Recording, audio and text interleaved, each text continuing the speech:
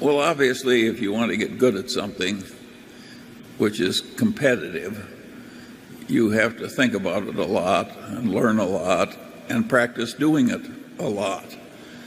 And the way the world is constructed in this field, you have to keep learning because the world keeps changing and your competitors keep learning. So you just have to get up each morning and try and go to bed that night a little wiser than you were when you got up. And if you keep doing that for a long time and accumulate some experience, good and bad, as you try and master what you're trying to do, people who do that almost never fail utterly. They may have a bad period when luck goes against them or something, but very few people have ever failed with that. If you have the right temperament, you may rise slowly, but you're sure to rise. Charlie, did you take any business courses in school? None. I took accounting.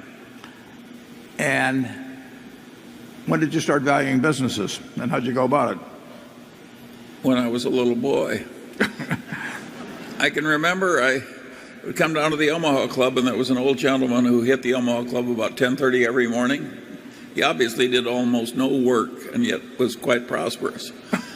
He became your ideal. Yeah, well, but he made me very curious as a little boy. I said to my father, how in the hell does he do that?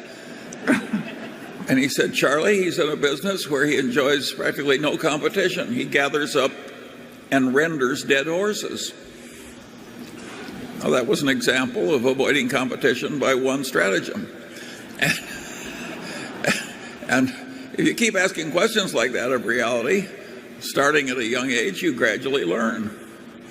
And Warren, you were doing the same thing. Well, yeah, thankfully he went beyond his original insight there. But I noticed, it's rather interesting, if you take the rulers of the businesses when I was a little boy, an awful lot of those businesses in Omaha, a lot of those businesses went broke. A lot of them sold out at modest prices under distress. And some of the people who rose, like Kiewit from small beginnings, nobody thought of as the great glories of that early time. And I think that's kind of the way life is. It's hard to get anywhere near the top, and it's hard to hold any position once you've attained it. And but I think you could predict that Kiewit was likely to win. They cared more about doing it right. They cared more about avoiding trouble. They put more discipline on themselves. Well, if you knew the individual well, you would have bet, right? What? If you knew the individual, Pete himself. I would not have bet on any of the people I knew who were already wealthy, but I would have bet on Pete Kiewit. His sister taught me math, and no, half Dutch, half German. You know, this is a tough culture, and you've just heard it, folks. Half Dutch, half German. Well, but go out looking for him. Well, the man that's recommending this is named Munger. Anyway, no, I don't think it's that. But I was just automatically doing that. What was working? What was failing? Why was it working? Why was it failing? If you have that temperament, you are gradually going to learn. And if you don't have that temperament, I can't help you. If you'd followed Pete Kiewit around for 10 years, you never would have seen him do anything dumb, right?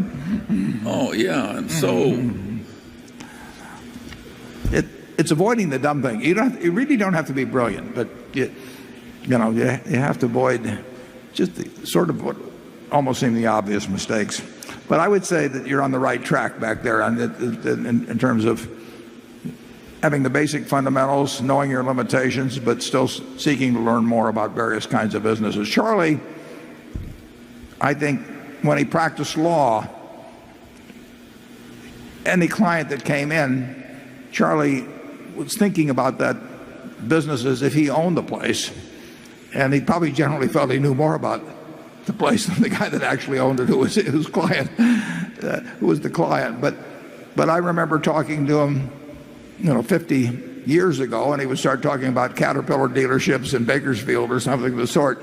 He was incapable of looking at a business without thinking about the fundamental economics of it.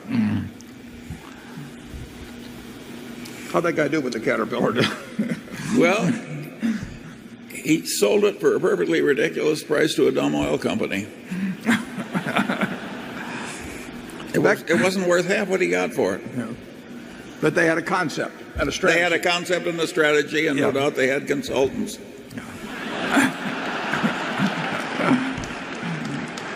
Becky? This question comes from Carson Mitchell in Aberdeen, South Dakota, who asks both of you, what business has had the best return on capital for Berkshire, and what business of any on earth has had the best return on capital? And he adds, P.S., I would have come by rail, but there are no seats in the grain rail cars. There's two ways of looking at it. If you talk about the capital necessary to run the business as opposed to what we might have paid for the business. I mean, if we buy a wonderful business, you could run the Coca-Cola company, assuming you had the bottling system separate. You could run it with no capital. Now, if you buy it for $100 billion, I mean, you can look at that as your capital, or you can look at the basic capital. When we look at what's a good business, we're defining it in terms of the capital actually needed in the business. Whether it's a good investment for us depends on how much we pay for that in the end. There are a number of businesses that operate on negative capital. Carol's with Fortune magazine. Any of the great magazines and operate with negative capital. I mean, the subscribers pay in advance. There are no fixed assets to speak of, and the receivables are not that much. The inventory is nothing. So a magazine business, my guess is that People magazine operates, or Sports Illustrated operate with negative capital, and particularly People makes a lot of money. So there are certain businesses. Well, we had a company called Blue Chip Stamps that where we got the float ahead of time and operated with really substantial negative capital. But there are a lot of great businesses that need very, very little capital. Apple doesn't need that much capital. The best ones, of course, are the ones that get very large while needing no capital. See's is a wonderful business, needs very little capital, but we can't get people eating 10 pounds of boxed chocolates every day. Except here. We want to. Generally, the great consumer businesses need relatively little capital. The businesses where people pay you in advance, magazine subscriptions being a case, insurance being a case, you're using your customers' capital, and we like those kind of businesses, but of course so does the rest of the world, so they can become very competitive in buying them. We have a business, for example, that's run wonderfully by Kathy Barron-Tamraz, called Business Wire. Business Wire does not require a lot of capital. It has receivables and everything, but it is a service-type business. And many of the service-type businesses and consumer-type businesses require little capital. And when they get to be successful, they can really be something. Charlie? I've got nothing to add, but at any rate, the formula never changes. If you could own one business in the world, what would it be, Charlie?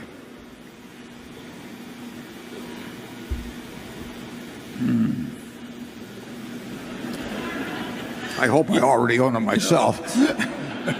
You and I got in trouble by addressing such a subject many decades That's ago. right. And I don't think I'll come back to it. Okay. Number 13. If you name some business that has incredible pricing power, you're talking about a business that's a monopoly or a near monopoly. Sure. And I don't think it's very smart for us to sit up here naming as our most admired business as something that other people regard as a monopoly. Okay, we'll move right along. Investing is really not complicated. I mean, the basic framework for it is simple. Now then you have to work at it some to find the best pockets of undervaluation maybe or something. But you didn't have to have a high IQ. You didn't have to have lots of investment smarts to buy junk bonds in 2002, or even to do some of the stuff that was available when LTCM got in trouble. You really just had to have sort of the courage of your convictions. You had to have the willingness to do something when everybody else was petrified. But that was true in 1974 when we were buying stocks at very, very, very low multiples of earnings. It wasn't that anybody didn't know that they were cheap. They were just paralyzed for one reason or another. And that the lesson of following logic rather than emotion, is something that's obvious, and some people have great trouble with it and others have less trouble. Charlie, can you give them any more help on that? Well, I think this is different. When we were young, we had way less competition than you people have now. There weren't very many smart people in the investment management field. There really weren't. And you should have seen the people who were in the bank trust departments. I mean, so now we've got armies of brilliant young people and all these private partnerships and all these proprietary desks and all the big investment banks. And we've got a vast amount of talent in the investment management business. And there's a lot of competition. If there were suddenly a crisis now, there would be 500 firms that would be studying it intensely, each having capital that they could commit on a hair trigger. In our day, we would frequently be all alone. But in 2002, we'd be the only buyer. But in 2002, Charlie, there were tons of people that had investment experience and high IQs, and lots of money was around. Wasn't any question about money. It's just they were terrified of that particular arena. Well, when you have a huge convulsion, which is like a big fire in this auditorium right now, you get a lot of weird behavior. And if you can, particularly at the head table, and if you can be wise when everybody else is going crazy, sure, there will still be opportunities, but that may give you a long, dull stretches if that's your strategy. 3 years ago, you could find a number of securities in Korea, population 50 million, advanced society, strong balance sheets, strong industry positions at 3 or so times earnings. Now, but that took a convulsion to create that. A big convulsion. Yeah, but the convulsion happened 3 or 4 years earlier, 5 years earlier, and plenty of smart people in Korea in the investment business, plenty of smart people here scouring. The information was all available. You can go to the internet and get information about Korean companies that's just as good as you get up from the SEC. And there they were, dozens of companies at very, very, very cheap prices. Now, where are all these smart people and with all this money? It did happen, but if I asked you to name 20 more like it, you would have great difficulty. I'm not going to name them. Number 8. My name's Simon Dennison Smith from the UK. My question is this. If you were starting out today with $1 million, with a vision of building a business with 20% average growth in value over 40 years, what type of investments and investment strategy would you look to make in the first 5 years? Well, it's somewhat interesting that we formed the first partnership 50 years ago, 2 days ago, Thursday, on May 4th, 19 1956, which was 105,000. That's my sister clapping. She was in the partnership.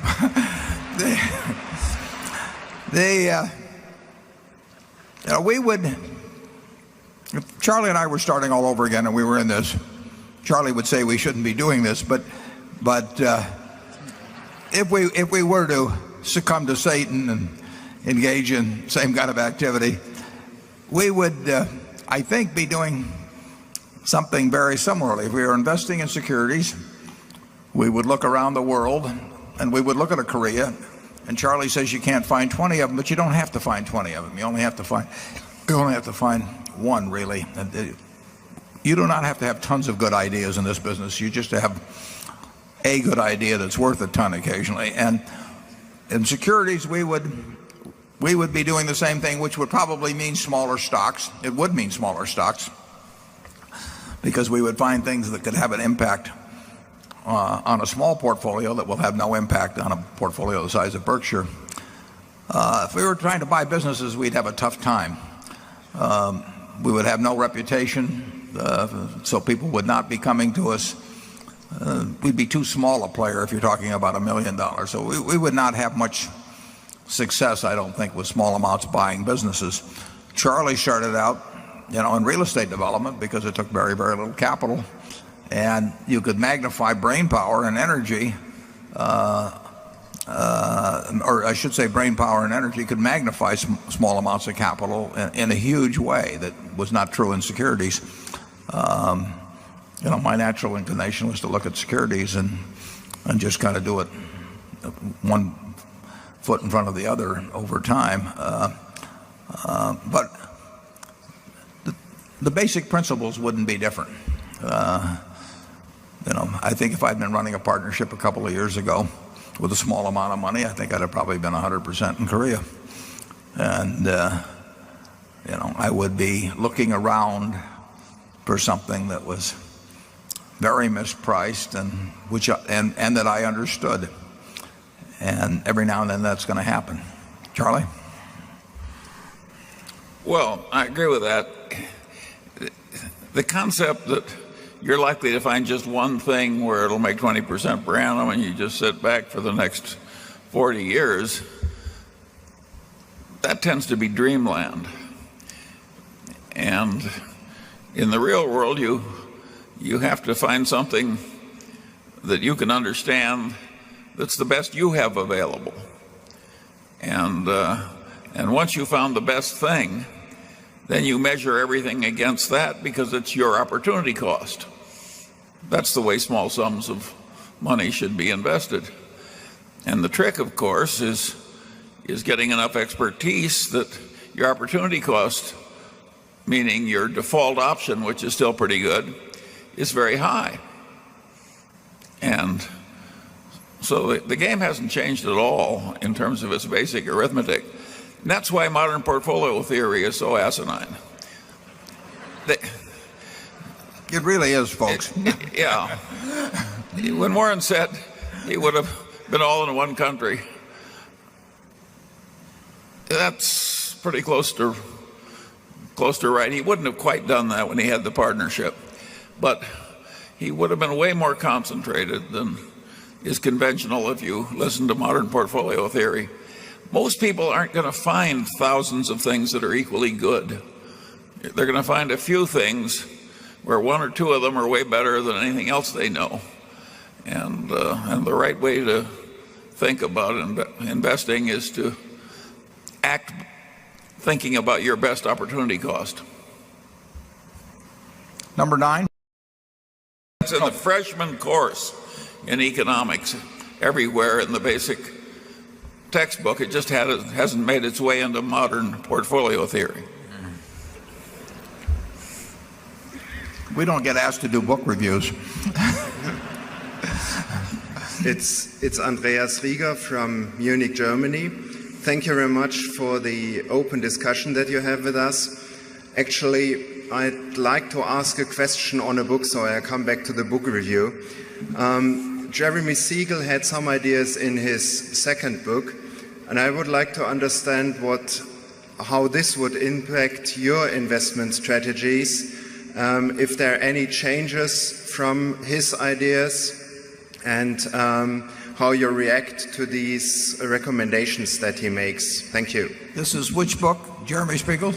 Jeremy Siegel, the second book, by the Try and the True, Triumph over the Old and the New. No, it's had no effect on us. Charlie? No, is that the fellow who is very optimistic about common stock investment over long periods of time? The University of Pennsylvania. Yeah. Yeah. Well, I think he's demented. Well, he's a very nice guy, Charlie. Well, he may well be a very nice guy, but he's comparing apples against elephants and trying to make accurate projections.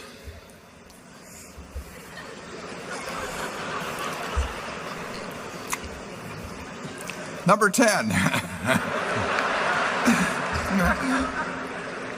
I'm Bob Klein from Los Angeles. You've so eloquently stated that you can't see who's swimming naked until the tide goes out.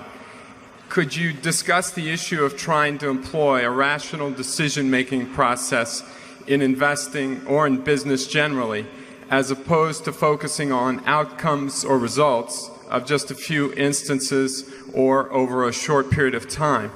For example, it may not be a good idea to underwrite some insurance policies if competition has lowered the premiums too far, and likewise in the stock market, momentum investors may get good results for a while, but buying high and trying to sell higher isn't a good long-term strategy. So I'd just like to hear you guys provide some detail on the importance of using an effective decision-making process, even though it may lead to some bad outcomes and underperformance in the short run. Yeah, well, Ben Graham said long ago that you're neither right nor wrong because people agree with you or disagree with you. In other words, being contrarian has no special virtue over being a trend follower. You're right because your facts and reasoning are right.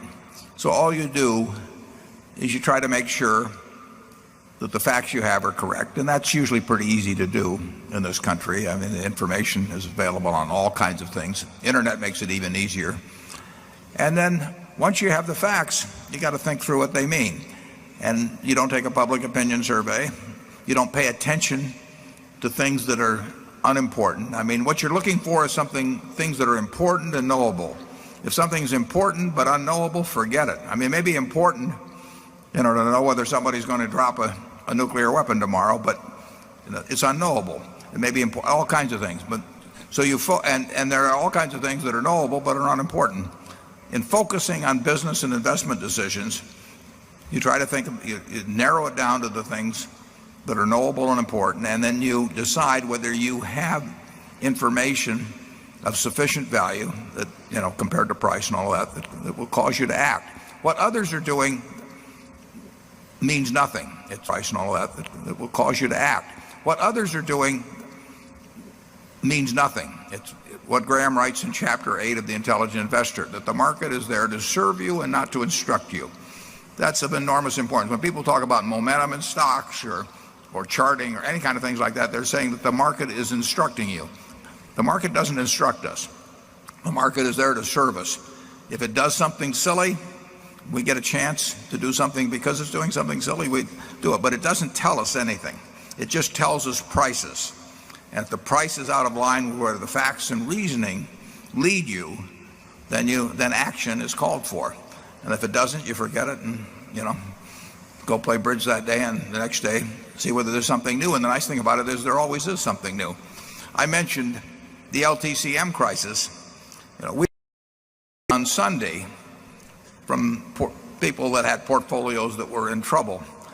Now, I will tell you that if you can make a lot of money on Sunday, you may not get a chance very often, but any calls you get on Sunday, you're probably going to make money on.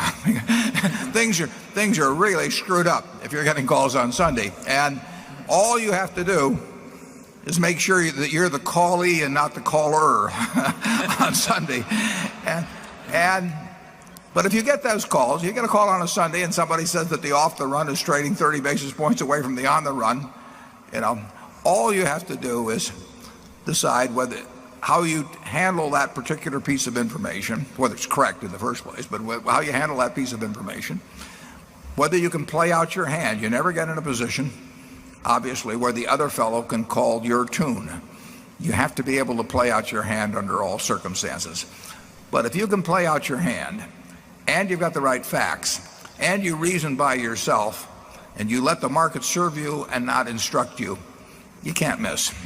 Charlie? Well, I would say some of you probably can miss.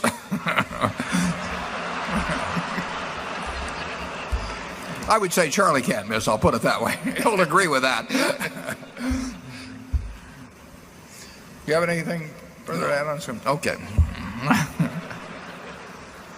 At least I've got him off that previous subject. Number 11. The good thing about business is you don't have to know any high math. It may be a disadvantage to know high math. Yes, I think it is, because you look for opportunities to use this marvelous complicated tool, and by and large that doesn't work nearly as well as just using the simple math. When my mother sang me songs about compound interest, there really wasn't any need to go further. Let's go back to number 1. My name is David Farlow from Minnesota, Minneapolis. Thank you, Warren and Charlie. A few minutes ago, you mentioned the importance of learning from history. What have you learned from the investments you did not make over the last few years that you now regret refraining from? Well, the mistakes we made, and we made them, some of them big time, are of two kinds. One is when we didn't invest at all in something that we understood that was cheap, maybe because we weren't even working hard enough at looking at the whole list, or because for one reason or another we didn't take action. And the second was starting in on something that could have been a very large investment and not maximizing it. Charlie is a huge believer in the idea that you don't sit around sucking your thumb when something comes along that should be done, that you pour into it, and that's generally what we've tried to do. But there have been times, and it's usually happened when I've started buying something at X and it went up to X plus an eighth or some intolerable amount like that, and I quit or waited for it to come back, and we missed in some cases billions of dollars of profit because of the fact that I'd gotten anchored in effect to some initial price when I could have paid more subsequently, and it really was inconsequential. Do you have anything worse to confess than Walmart? No, Walmart, I cost us about, it's up to 10 billion now. I cost us about 10 billion. I set out to buy 100 million shares of Walmart pre-split at about 23. And Charlie said it didn't sound like the worst idea I ever came up with, which is, from him, I mean, just ungodly praise. And then, we bought a little, and then it moved up a little bit. And I thought, well, maybe it'll come back, or what. Who knows what I thought? I mean, only my psychiatrist could tell me. And that thumb-sucking, reluctance to pay a little more, the current cost is in the area of 10 billion, and there have been other examples too, and there will probably be more examples in the future, unfortunately. But that's on the other hand, it doesn't bother us. I mean, it's maybe instructional to talk about it just a little, and I'm glad to respond to the question. But in the end, we're going to make a lot of mistakes at Berkshire, and we've made them in the past. We'll make them in the future. If every shot you hit in golf was a hole-in-one, it wouldn't be. The game would soon lose interest. So you have to hit a few in the woods occasionally just to make it a little more interesting. We'll try not to do that too often, but those will be the kind of mistakes we make. We probably won't make the kind of mistakes, although we made one with Dexter Shoe. but we probably won't make the kind that cost us a ton of money. There'll be much more of omission than commission, I think you'll find in the future. Charlie, you want to add any more? Yeah, at least we are constantly thinking about the past occasions when we blew opportunities.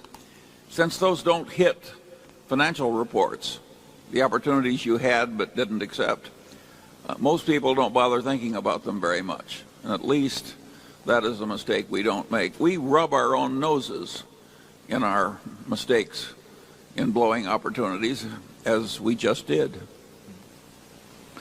Okay, number 2.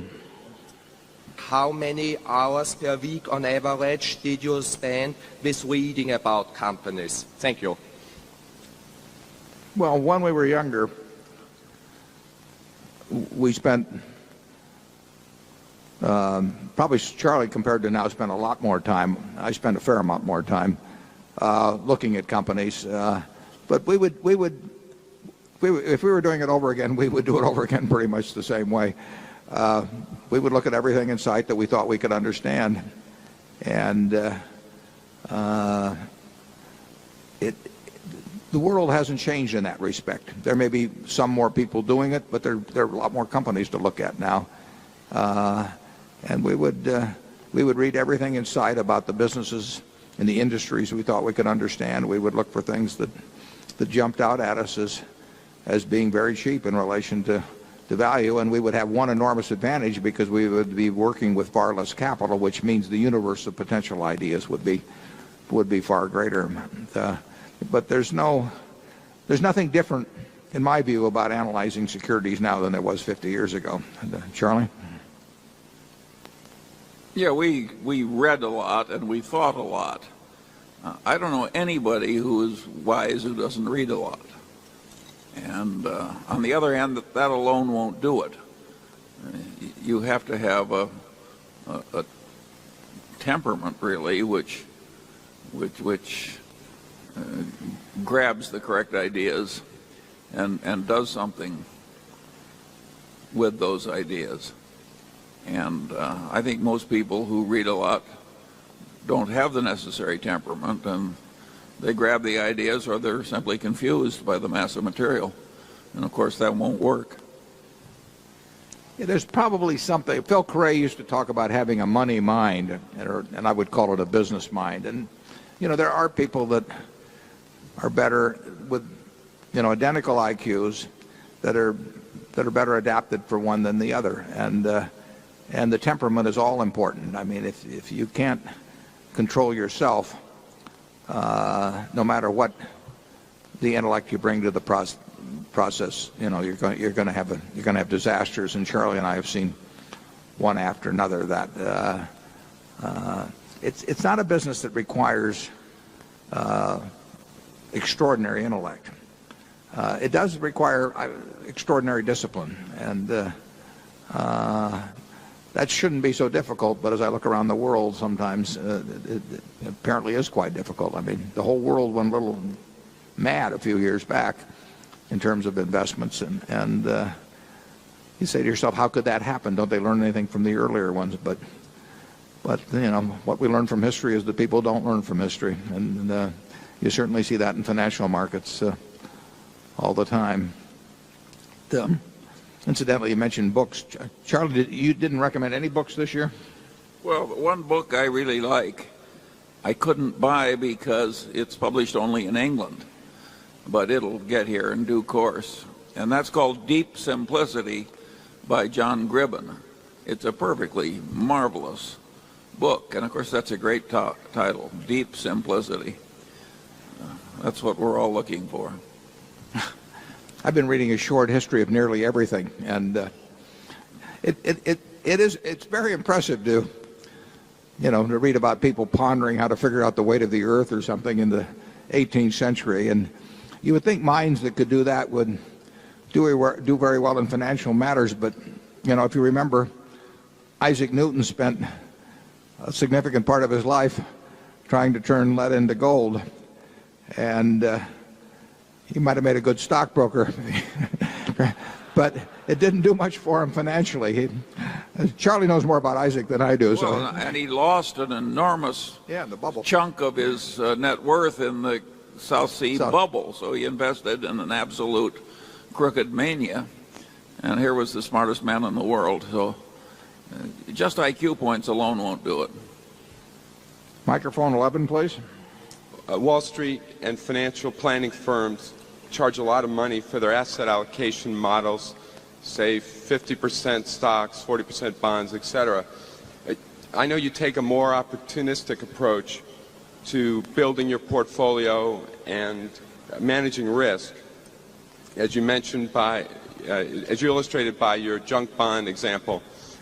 And so I just want you to hammer out how you use price and value as a tool of risk management and asset allocation, as opposed to coming at it with a preconceived idea of how much should be allocated to each asset class. Yeah, we think the best way to minimize risk is to think. And the idea that you have, you say, I've got 60% in stocks and 40% in bonds, and then have a big announcement, now we're moving it to 65-35, as some strategists or whatever they call them in Wall Street do. I mean, that has to be pure nonsense. I mean, 60-40 or 65-30, it just doesn't make any sense. I mean, what you ought to do is have your default position is always short-term instruments, and whenever you see anything intelligent to do, you should do it, and you shouldn't be trying to match up with some goal like that. I found it entertaining. I was just reading yesterday an article, I think it was, about the two fellows at Google and all of the problems they're going to have because they're each going to get a few $1 billion. And I mean, I wanted to send a sympathy card. I almost went down a Hallmark store because this article went on. They've got this terrible problem and that terrible problem, and they're going to need lawyers and they're going to need financial lawyers. They don't need anybody. Those guys are smarter than the people that are coming to them, and they do not have a big problem. And they're very capable of thinking it through themselves. The people that have the problem are the people who want to sell their services to them and are going to have to convince them that they have a problem.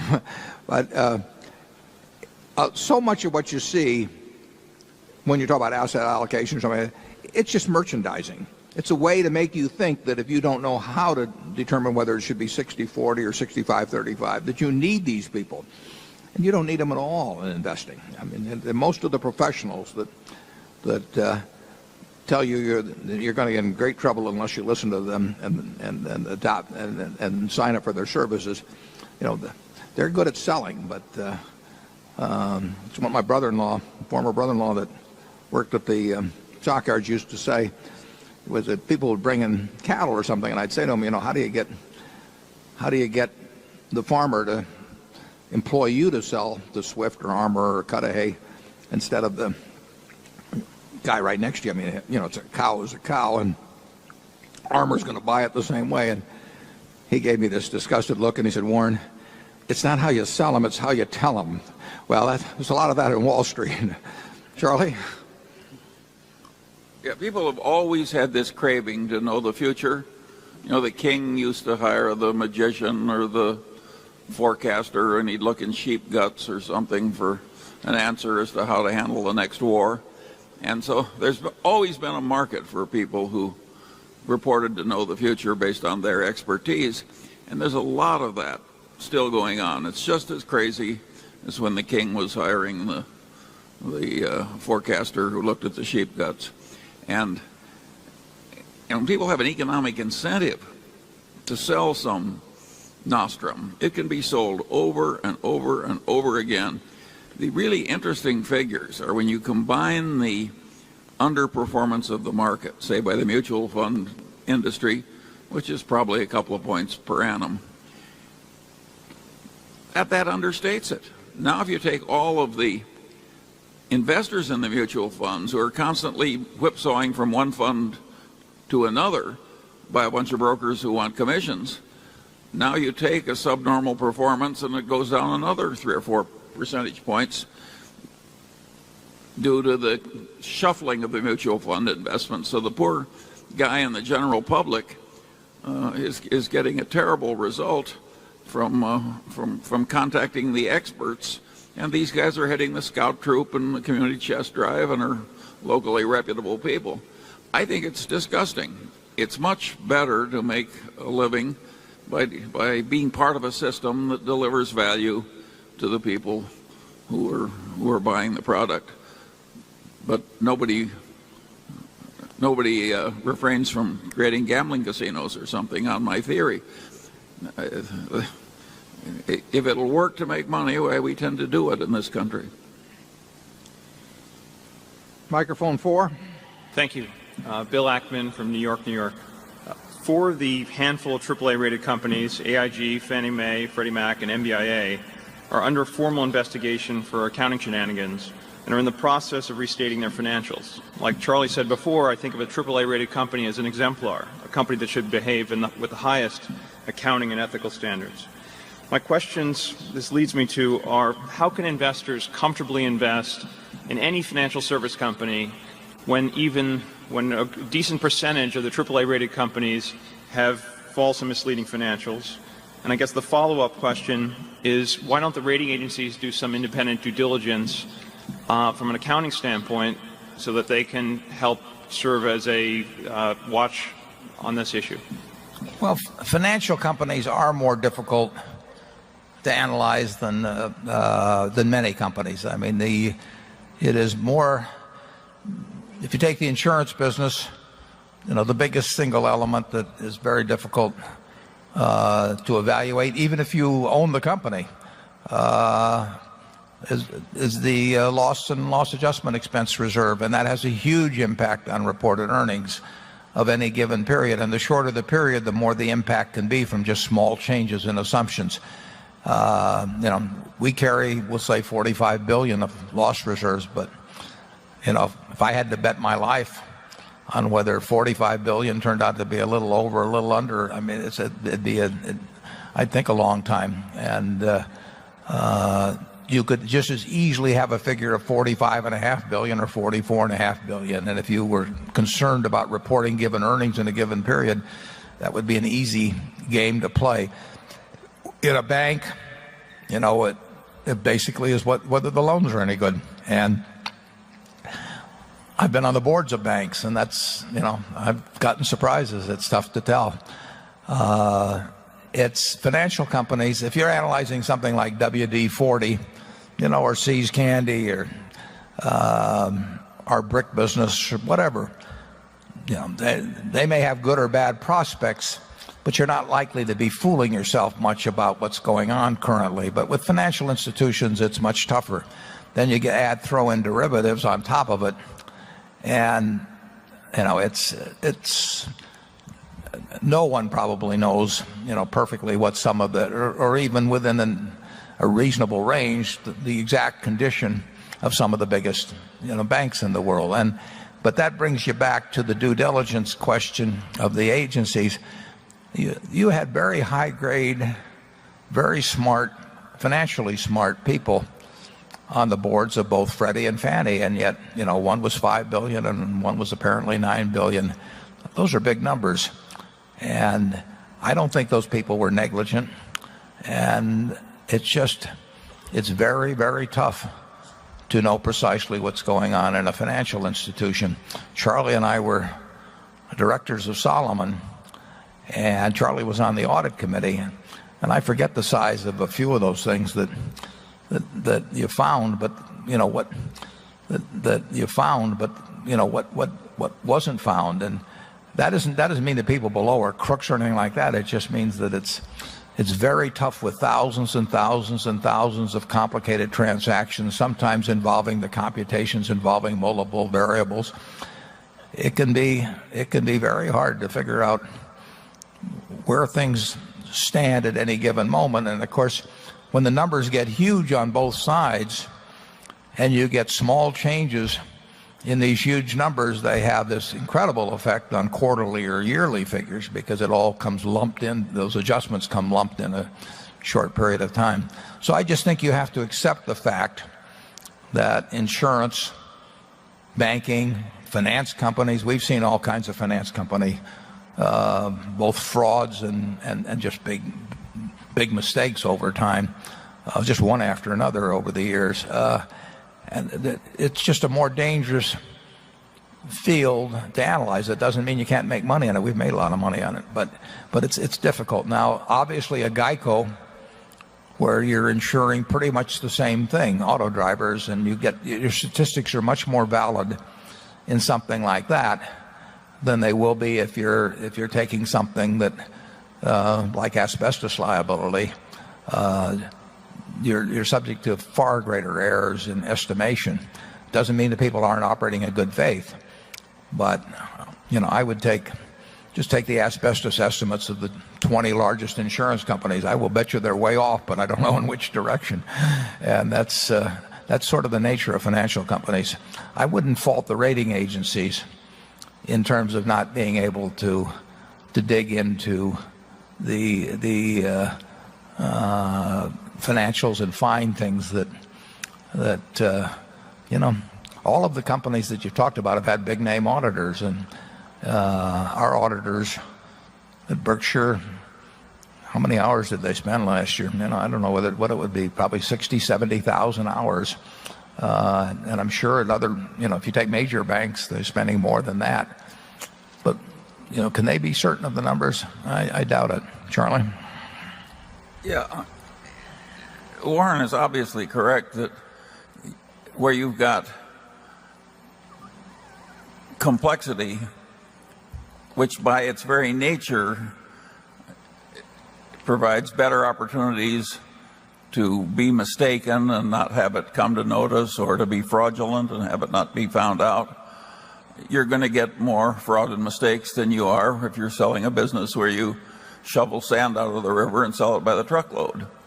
And just as a business that sells natural gas is going to have more explosions than a business that sells sand, a business like these major financial institutions, by its nature, is going to have way more problems, and that will always be true. And it's true when the financial institutions are owned by governments. In fact, some of the worst financial reporting in the world is done by governments, and governments, institutions like government banks in China, etc.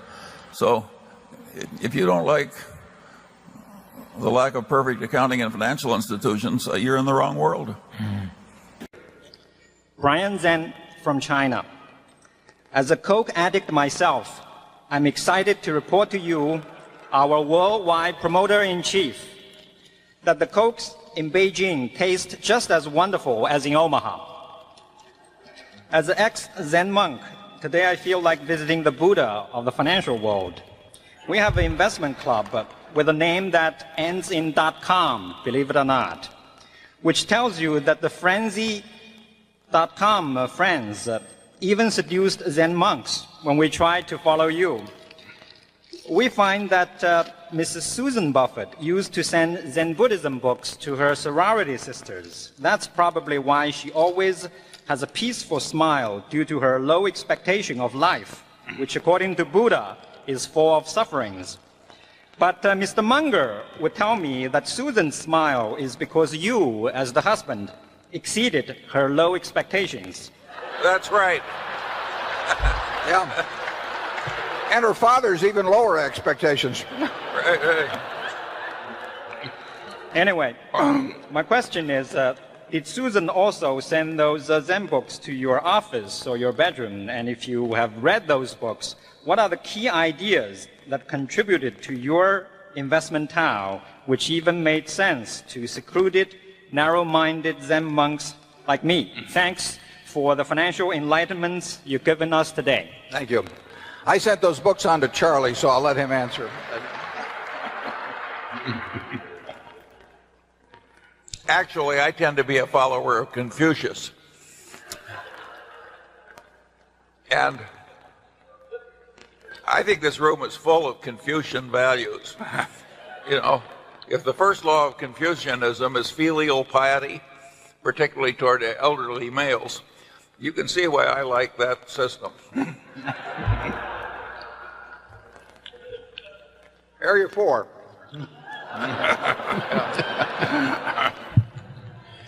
Good afternoon, Mr. Buffett and Mr. Munger. My name is Kevin Truitt from Chicago. I have 3 questions for you. Mr. Munger, at last year's shareholder meeting, you stated that you didn't feel that the concept of the cost of capital made true economic sense. Would you explain why you felt this way and what you would do to replace it with anything? My second question is to Mr. Buffett. You've stated the importance of an occasional big idea. How were you able to, in fact, tell when you had a big idea? And my third question, Mr. Buffett, you have talked about the importance of the franchise and sustainable competitive advantage. Companies like Kellogg and Campbell Soup are companies that most people would have said had those qualities. However, over time, those qualities were lost as a result of a change in consumer taste.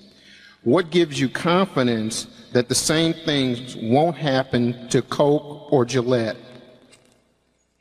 Charlie? Well, Cost of capital. Cost of capital first. Obviously, considerations of cost are important in business. And obviously, opportunity costs, which is a doctrine of economics, really a doctrine of lifesmanship, are also very important. And we've always had that kind of basic thinking. Of course, capital isn't free. And of course, you can figure cost of capital when you're borrowing money, or at least you can figure cost of loans. But the theorists had to develop some theory for what equity cost. And there they just went bonkers. They said if you earned 100% on capital because you had some marvelous business, your cost of capital was 100%.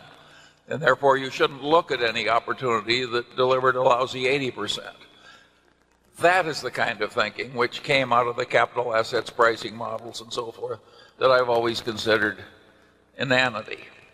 What is Berkshire's cost of capital? We have this damn capital. It just keeps multiplying and multiplying. What is its cost? You have perfectly good old-fashioned doctrines like opportunity cost. You know, at any given time when we consider an investment, we have to compare it to the best alternative investment we have at that time. We had perfectly good old-fashioned ideas that are very basic to use, but they weren't good enough for these modern theorists. So they invented all this ridiculous mathematics, which concluded that the companies that made the most money had the highest costs of capital. Well, all I can say is it's not for us. Now, the other half of that question I leave for Mr. Buffett. Yeah, what you find, of course, is that the cost of capital is about 0.25% below the return promised by any deal that the CEO wants to do. Very simple. You know, we have three questions on capital with capitals around, and leaving aside whether we want to borrow money, which we generally don't want to do. And one is, does it make it more sense to pay it out to the shareholders than to keep it within the company? The sub-question on that is, if we pay it out, is it better off to do it via repurchases or by a dividend? The test for whether we pay it out in dividends is, can we create more than $1 of value within the company with that dollar than paying it out? And you never know the answer to that, but so far the answer, is judged by results, is yes, we can. And we think that prospectively we can, but that's a hope on our part, and it's justified to some extent by past history, but it's not a certainty. Once we've crossed that threshold, then do we repurchase stock? Well, obviously, if you can buy your stock at a significant discount from conservatively calculated intrinsic value, and you can buy it in reasonable quantity, that's a use for capital. Beyond that, then the question becomes, if you have the capital, you think you can create more than $1, how do you create the most with the least risk? And that gets to business risk. It doesn't get to any calculation of the volatility. I don't know the risk in See's Candy is measured by its stock volatility, because the stock hasn't been outstanding since 1972. Does that mean I can't determine how risky a business See's is because we don't have a daily quote on it? No, I can determine it by looking at the business and the competitive environment in which it operates and so on. So once we cross the threshold of deciding that we can deploy capital so as to create more than $1 of present value for every dollar retained, then it's just a question of doing the most intelligent thing that you can find. And, you know, that is the cost of every deal we do is measured by the second best deal that's around at a given time, including doing more of some of the things we're already in. And I have listened to cost of capital discussions at all kinds of corporate board meetings and everything else, and you know, I've never found anything that made very much sense in it, except for the fact that it's what they learned in business school, and it's what the consultants talked about, and most of the board members would nod their head without knowing what the hell was going on. And that's been my history with the cost of capital. Now, moving on to the big ideas, you know when you've got a big idea, and I can't tell you, you know, exactly what happens within your nervous system or brain at that time, but we've had a relatively few big ideas, good ideas over the years. I don't know how many you think we've had in aggregate, how many in career, maybe 25 each or something. If you took the top 15 out of Berkshire Hathaway, most of you people wouldn't be here. So roughly one every 2 years. Yeah, one every year or two. And sometimes there'll be a bunch of them like in 1973 and 4. But the problem is, for us, is that big now really means big. I mean, it has to be billions of dollars to move the needle very much at Berkshire. But I would say that when I would turn those pages 50 years ago in the Moody's manuals, I would know when I hit a big idea. I've got a half a dozen of them that I keep the Xeroxes from those reports around from 50 years ago, just because it was so obvious that they were incredible. And that happens every now and then. When I met Lorimer Davidson, you know, in end of January 1951, and he spent 4 hours or 5 hours with me explaining GEICO, I knew it was a big idea. 8 months later, or probably 10 months later, I wrote an article to the Commercial and Financial Chronicle on the security I like best. It was a big idea. When I found Western Insurance Securities, I knew it was a big idea. You know, I couldn't put millions of dollars into it, but I didn't have millions, so it didn't make any difference. And we've seen things subsequently, and we'll see. You know, if we have a normal lifespan, we'll see a few more before we get done. But I can't tell you that exactly how. I can't tell you exactly what transpires in my mind that says, you know, flashes a neon sign up that says this is a big idea. What happens with you, Charlie?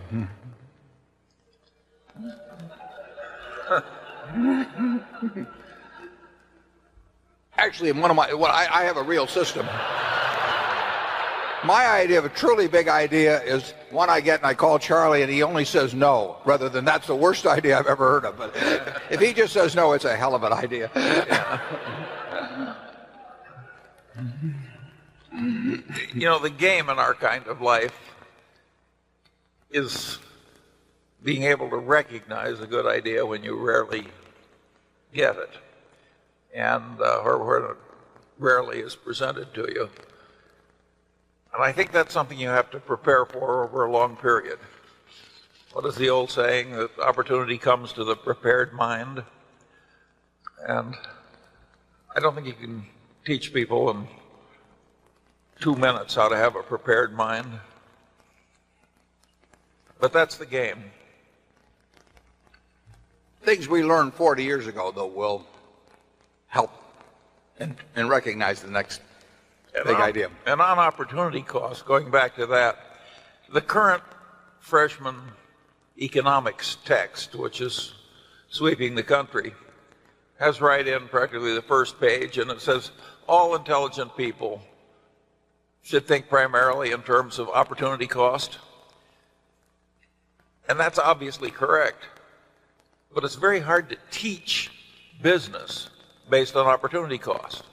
It's much easier to teach the capital assets pricing model, where you can just punch in numbers and out come numbers. And therefore, people teach what is easy to teach instead of what is correct to teach. It reminds me of Einstein's famous saying. He says, everything should be made as simple as possible, but no more simple. Write that down. You asked an interesting question about franchises too, and mentioned Campbell's Soup and Kellogg, and you know, I am no expert on that, but I would say that just based on my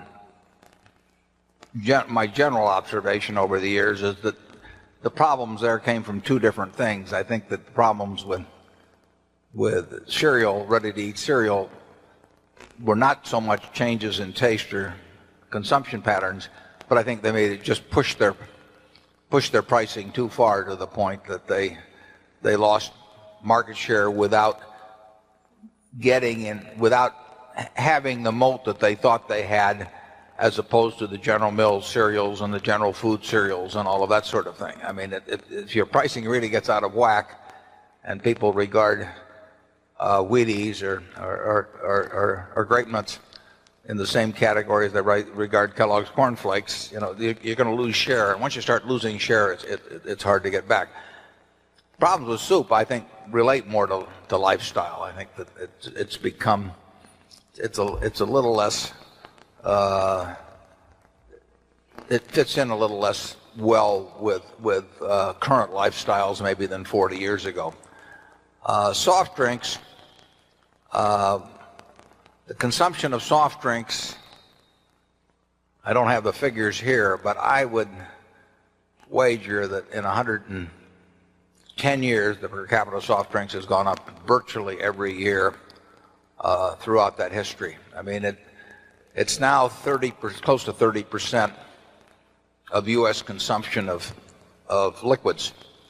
So if the average American has about 64 ounces of liquids a day, you're talking about, say, 18 ounces of that being soft drinks, and 43% of that 18, or almost 8 ounces a day, being Coca-Cola products.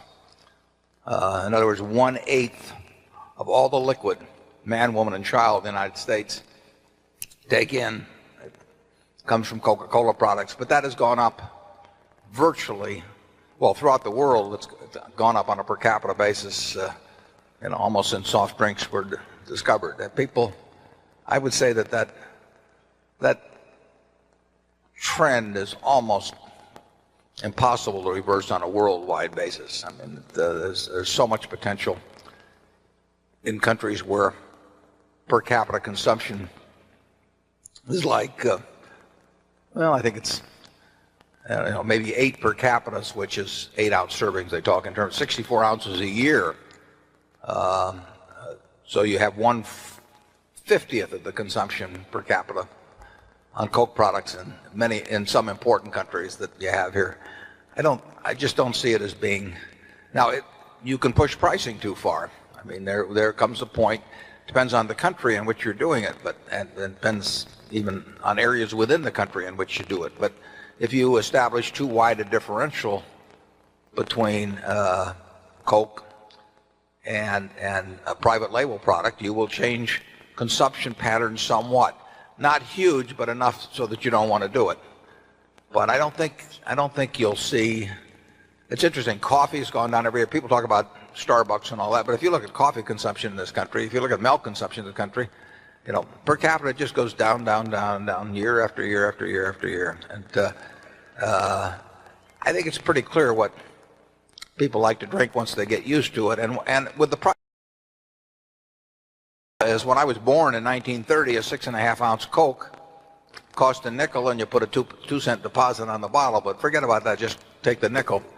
Now you buy a 12-ounce can or a larger product, and you're paying. And if you buy it on the weekends at the supermarket specials or something, you're paying maybe a little more than twice per ounce what you were paying in 1930, 70 years ago. And compare that to the price behavior of almost any product that you can find, except raw commodities. But compare it to cars, housing, anything, And there's been very, very little price inflation in it. And I think that's contributed, of course, to the growth in per capitas over time.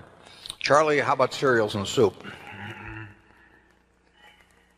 Well, I think those are examples where the moats got less hostile for the competitors.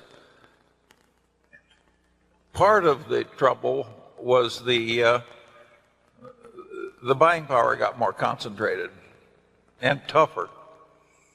I mean, the big grocery chains now have a lot of clout, and then you add the Walmarts and the Costcos and the Sams and it's a different world faced by the Kellogg's than the one they had 30 or 40 years ago. Yeah, there will be a battle always between brands and retailers because the retailer would like his name to be the brand. And to the extent that people trust Costco or Walmart more than or as much as they trust the brand, then the value of having the brand moves over to the retailer from the product itself. And that's gone on for a long, long time. The first cases I know about in any real quantity were back with A&P in the 30s. And A&P, I believe, was the largest food retailer in this country, and they were also a big promoter of private labels. Ann Page, I think, was a big private label with them, for example.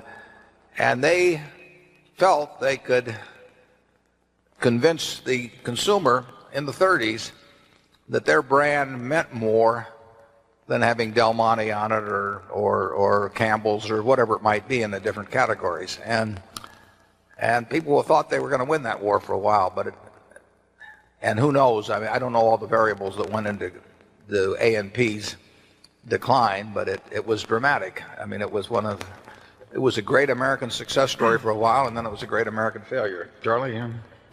The muscle power of the Sam's Clubs and the Costco's has gotten very extreme. A little earlier this morning when I was autographing books, a very good-looking woman came up to me and said she wanted to thank me. And I said, for what? And she said, you told me to buy this pantyhose I'm wearing from Costco. And I'd evidently made some previous comment about how amazing it was that Costco could get Hanes, of all people, to allow a co-branded pantyhose, Hanes-Kirkland, in the Costco stores. That wouldn't have happened 20 years ago. She must have been pretty desperate if she was consoling with you on where to buy pantyhose, Shirley. Can you please elaborate your views on risk? You clearly aren't a fan of relying on statistical probabilities, and you highlight the need for $20 billion in cash to feel comfortable. Why is that the magic number, and has it changed over time? Yeah, well, it isn't the magic number, and there is no magic number. I would get very worried about somebody that walked in every morning and told us precisely how many dollars of cash we needed to be, secured at 3 sigma or something like that. Charlie and I have had we saw a lot of problems develop in an organization that expressed their risks in sigma, and we even argued sometimes with the appropriateness of how they calculated their risk, and it was truly horrible.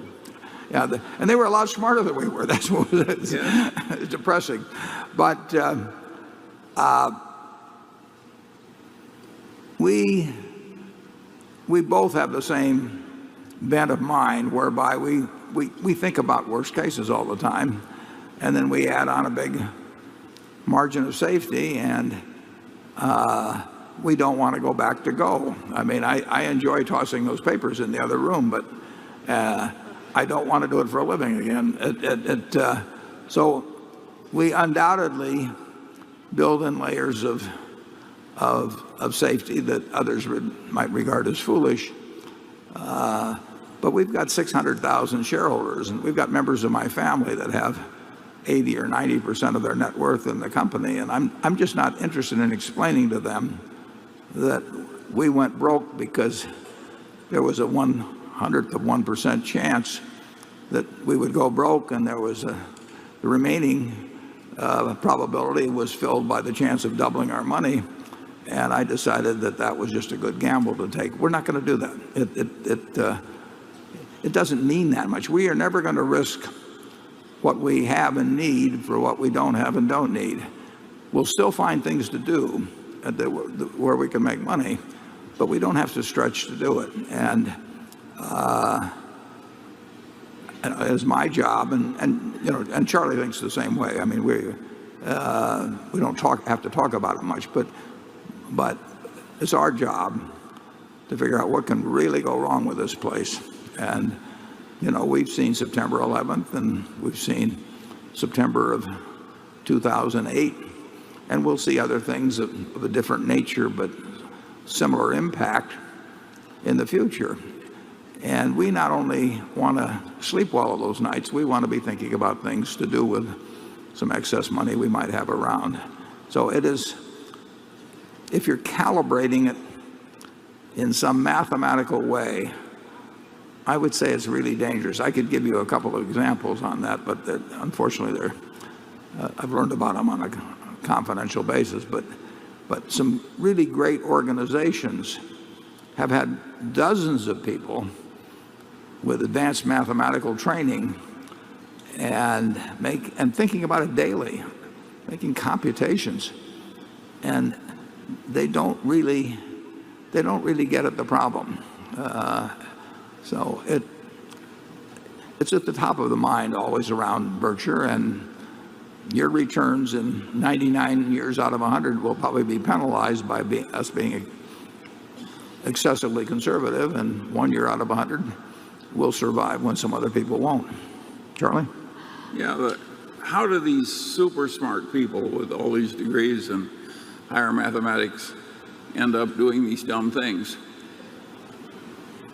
I think it's explainable by the old proverb that to a man with a hammer, every problem looks pretty much like a nail. They've learned these techniques, and they just twist the problem so they fit the solution, which is not the way to do it. And they have a lack of understanding of history, I would say. That one of the things in 1962, when I set up our office at Kiewit Plaza, where we still are, it's a different floor, I put 7 items on the wall. Our art budget was $7, and I went down to the library, and for $1 each I made photocopies of the pages from financial history.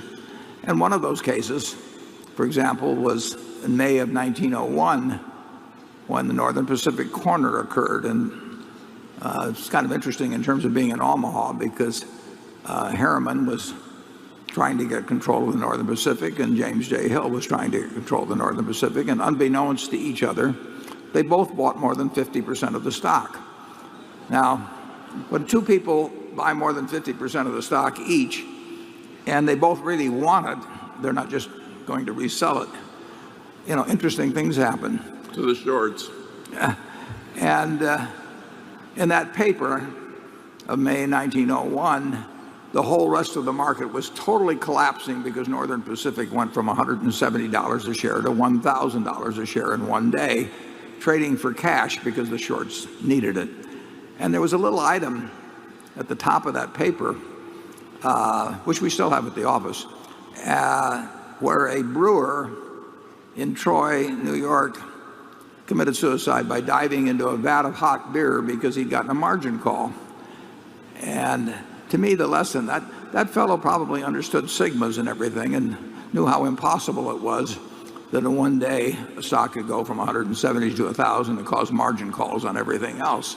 And he ended up in a vat of hot beer, and I've never wanted to end up in a vat of hot beer. So and those 7 days that I put up on the wall, life in financial markets has got no relation to sigmas. I mean, if everybody that operated in financial markets had never had any concept of standard errors and so on, they would be a lot better off. Don't you think so, Charlie? Well, sure. Here, have some fudge. It's created a lot of false confidence, and now it has gone away. Again, as I said earlier, the business schools have improved. So has risk control on Wall Street. They now have taken the Gaussian curve and they've just changed its Threw it shape. away. They threw it away. Well, they just made a different shape than Gauss did. And it's a better curve now, even though it's less precise. They talk about fat tails, but they still don't know how fat to make them. right. They have no idea. Well, but they knew that they learned through painful They learned the experience. other They was weren't wrong. fat enough. Yeah, they learned the other was wrong. Yeah. But they don't know what's right. But we always knew that there were fat tails. Warren and I in the Solomon meetings would look over at one another and roll our eyes when the risk control people were talking. And I would say this in terms of predictions, and I know the spirit in which you asked the question, but there's a market out there all the time, and people love to hear predictions. I mean, if I said I was going to offer a bunch of predictions today, I mean, we would have 1 million people here. I mean, they're dying to have predictions and speeches at Rotary clubs or trade associations or whatever. They just plain love it, and that's what a whole industry is built upon. You know, the people coming out of Washington that talk about political predictions, and I don't read those in the paper at all because it's space fillers basically. And you mentioned Edgar Casey. Ben Graham knew Edgar Casey pretty well, but I just have never seen any utility to any of that at all. There will be some huge surprises in the world. There's no question about that. But I don't think that betting on any specific one is a very smart policy. In fact, we usually bet against them in terms of super catastrophes. We know there will be a 7.0 or greater quake in California in the next 50 years. We don't know where it'll be or when it'll be or anything like that. We're willing to pay out a lot of money if it happens tomorrow. And because people do worry about catastrophes, and in this case it's perfectly proper with insured values, but it just isn't any way, in our view, to get through economic life. Charlie? Warren and Charlie, my name is Peter Brochi from Beverly, Massachusetts, and I would like to thank you both for helping me become a better businessman and a better investor. Perhaps more importantly, you have created by example a kind of true north on the moral compass for me to steer by. While the education has been fantastic, I have found that the demands of owning a successful business and having a large family do not leave time to apply the research standards I have become so wonderfully accustomed to by being a member of this cult. Please imagine for a moment that you are 30 years younger and have only a few holes left in your investment punch card. If you were in my situation, to the extent that you would diversify your holdings beyond Berkshire Hathaway, given this environment, how would you choose the investment managers? Or as Charlie has just discussed when addressing foundations, would you hunt for 2 more great companies to invest in via common stocks? Charlie, why don't you take a swing at that? Well, of course you're hunting. That's part of the fun of life. And but I would say that the chief lesson would be that you're unlikely to find very many in a whole lifetime. And when you find one in which you really have thought it out and have confidence, for God's sakes, don't do it in a niggardly fashion. The idea that very smart people with investment skills should have hugely diversified portfolios is madness. It's a very conventional madness. And it's taught in all the business schools, but they're wrong.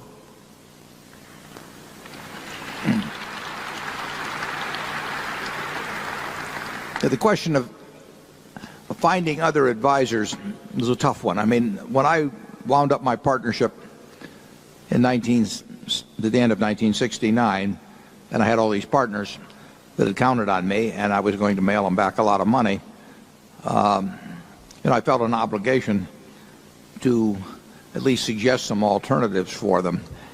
And I recommended 2 people who I knew were exceptionally good and exceptionally honest. We put one of them on the board not long ago and reaffirmed it today. Sandy Gottesman, the other one was Bill Ruane. Now, I'd been around the investment world for a long time at that point, and those were the 2 I knew, but they were more or less contemporaries of mine, and I'd gotten to know them over the years, and I'd seen them for a long time. So I not only knew their results, but I knew how they'd accomplished their results, which is terribly important. I don't know that generation of managers now, but the fact that with the number of people I knew that I could only come up with 2 at a time when I was very active says something about the difficulties of finding managers. The one thing I can almost guarantee to you is that the promotional types going around to solicit the institutional investors are very unlikely to meet any long-term tests of ability and sometimes integrity. It's not an easy job spotting an investor. I think it's probably easier depending on the amount of time. You mentioned having children in the business and the amount of time you can spend on.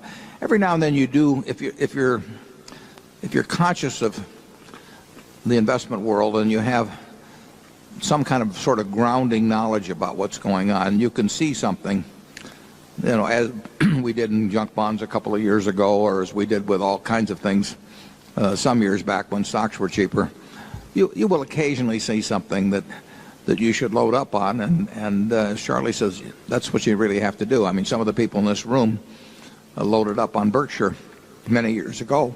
And the truth was they didn't need diversification. I loaded up on it. Charlie did. And you'll see opportunities occasionally, but you're not going to see them every day or every week. If you think you're going to see an opportunity every week, you're going to lose a lot of money. Because people will come around and tell you that they've got them, and they may not be quite as flagrant as that fellow we had in the movie, but they're a version of that.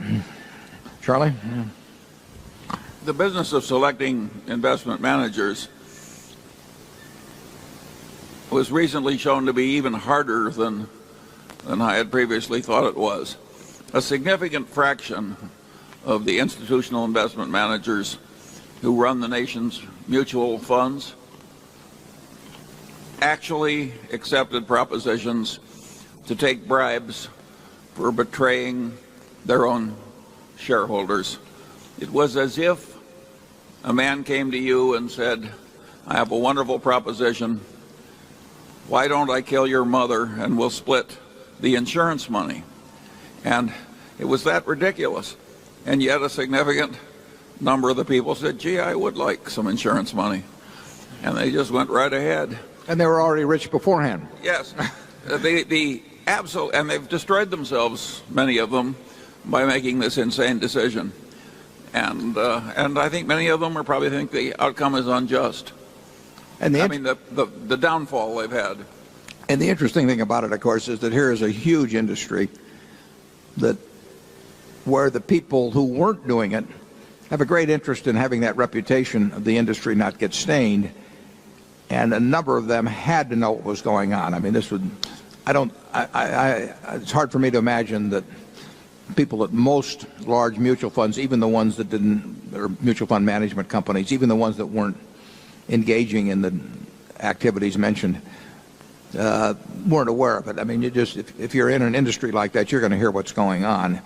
And the Investment Company Institute was busy patting itself on the back, one meeting after another, and becoming very cozy with legislators. And there wasn't one thing done until a whistleblower went to Elliot Spitzer, and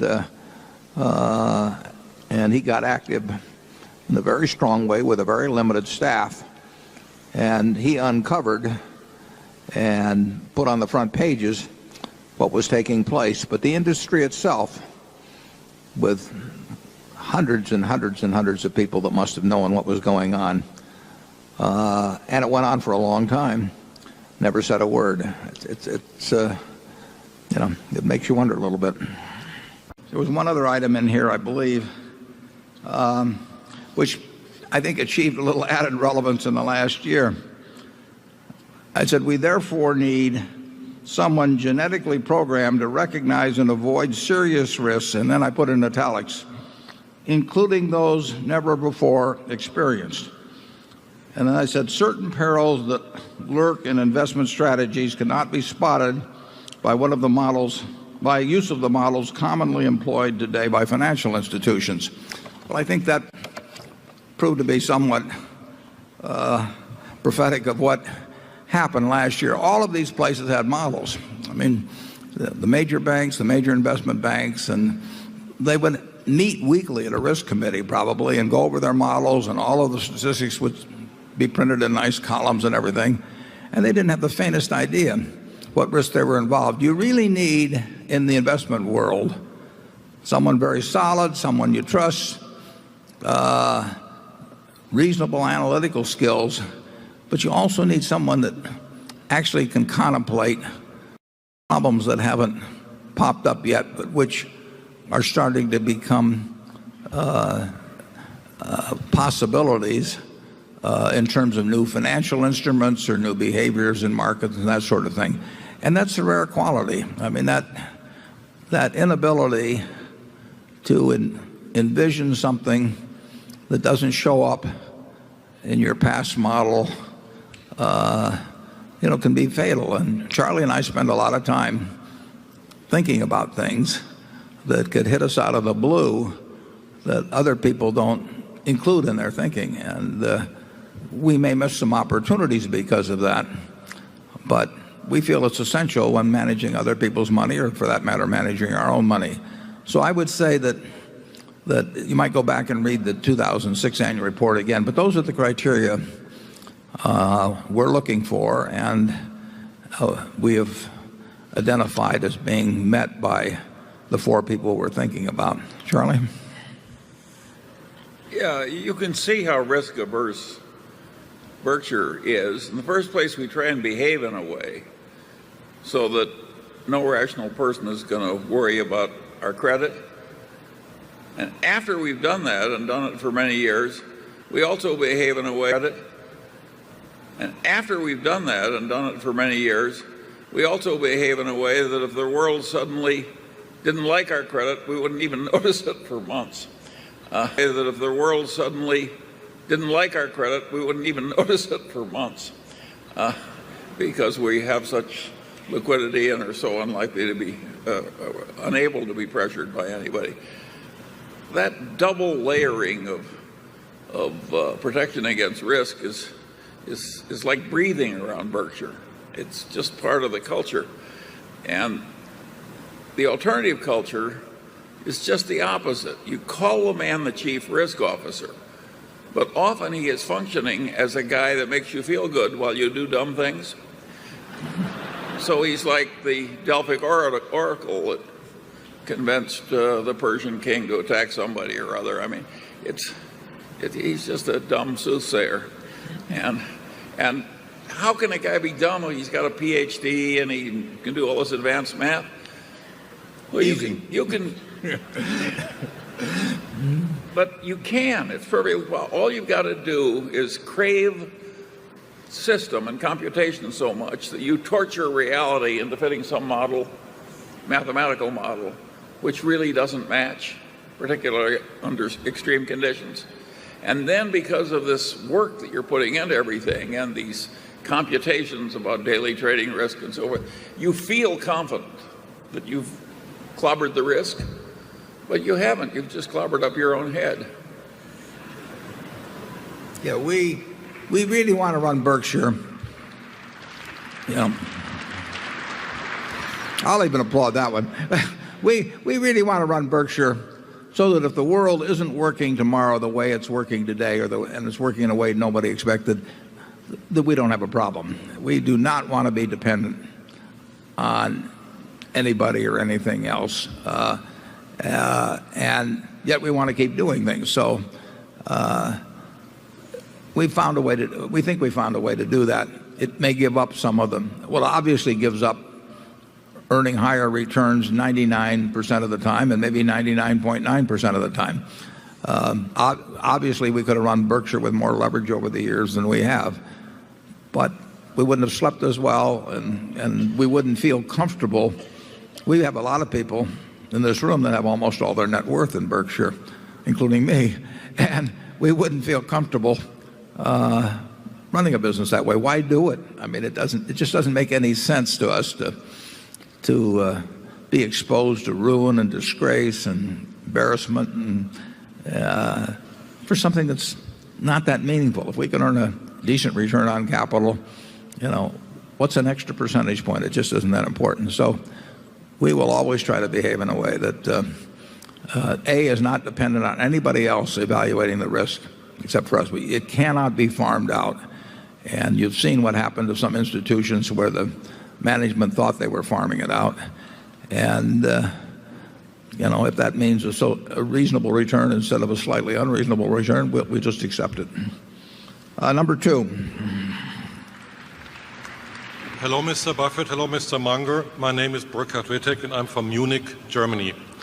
I would like to get back to your point that as a professional investor, one should be able to act quickly and decisively. That means being able to know what the intrinsic value is and to act within a day or within an hour if the market offers an opportunity. My question is, how large is the universe of companies which you have in your head whose intrinsic value you know, where you would be able to act within a day or two if the market offered an attractive price to you? And secondly, how come you suddenly invest in Southern Korea or China? Yeah, we can act. Our immediate decision is whether we can figure what's being offered out to us or not. I mean, there's a go, no-go signal, and Charlie and I are often thought to be rude when we think we're just being polite and not wasting the other person's time. So as they start mid-sentence in their first conversation with us, we just say, forget it. And Charlie's pretty good at that, and I'm picking it up. We know very, very, very early in the conversation whether somebody's talking about something that there's any chance is actionable by us. And we don't worry about the ones we miss. We want to make sure that we don't waste any time thinking about things that when we get all through thinking about them, we're not going to know enough to make the decision on. So we just rule those out. And that rules a lot of things out.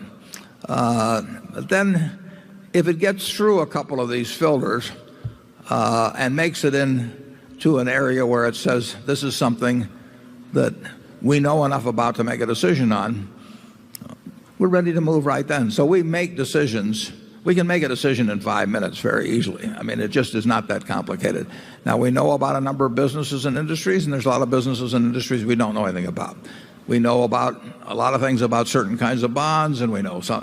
There's a variety of things we know about, and it's nice if we can expand that universe of knowledge.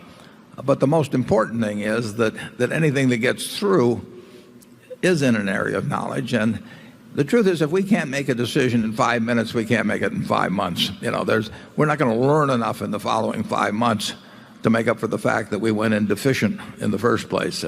So it's just not a problem around Berkshire. If we get a call and somebody says either they've got a business for sale, or that's what we're going to get on the calls, or if I'm reading a paper or a magazine or an annual report or a 10K, and I look at a price and there's a significant differential between price and value, we move right then. And Charlie and I don't need to talk to each other about it. I mean, we both think the same way, and we have generally similar spheres of knowledge.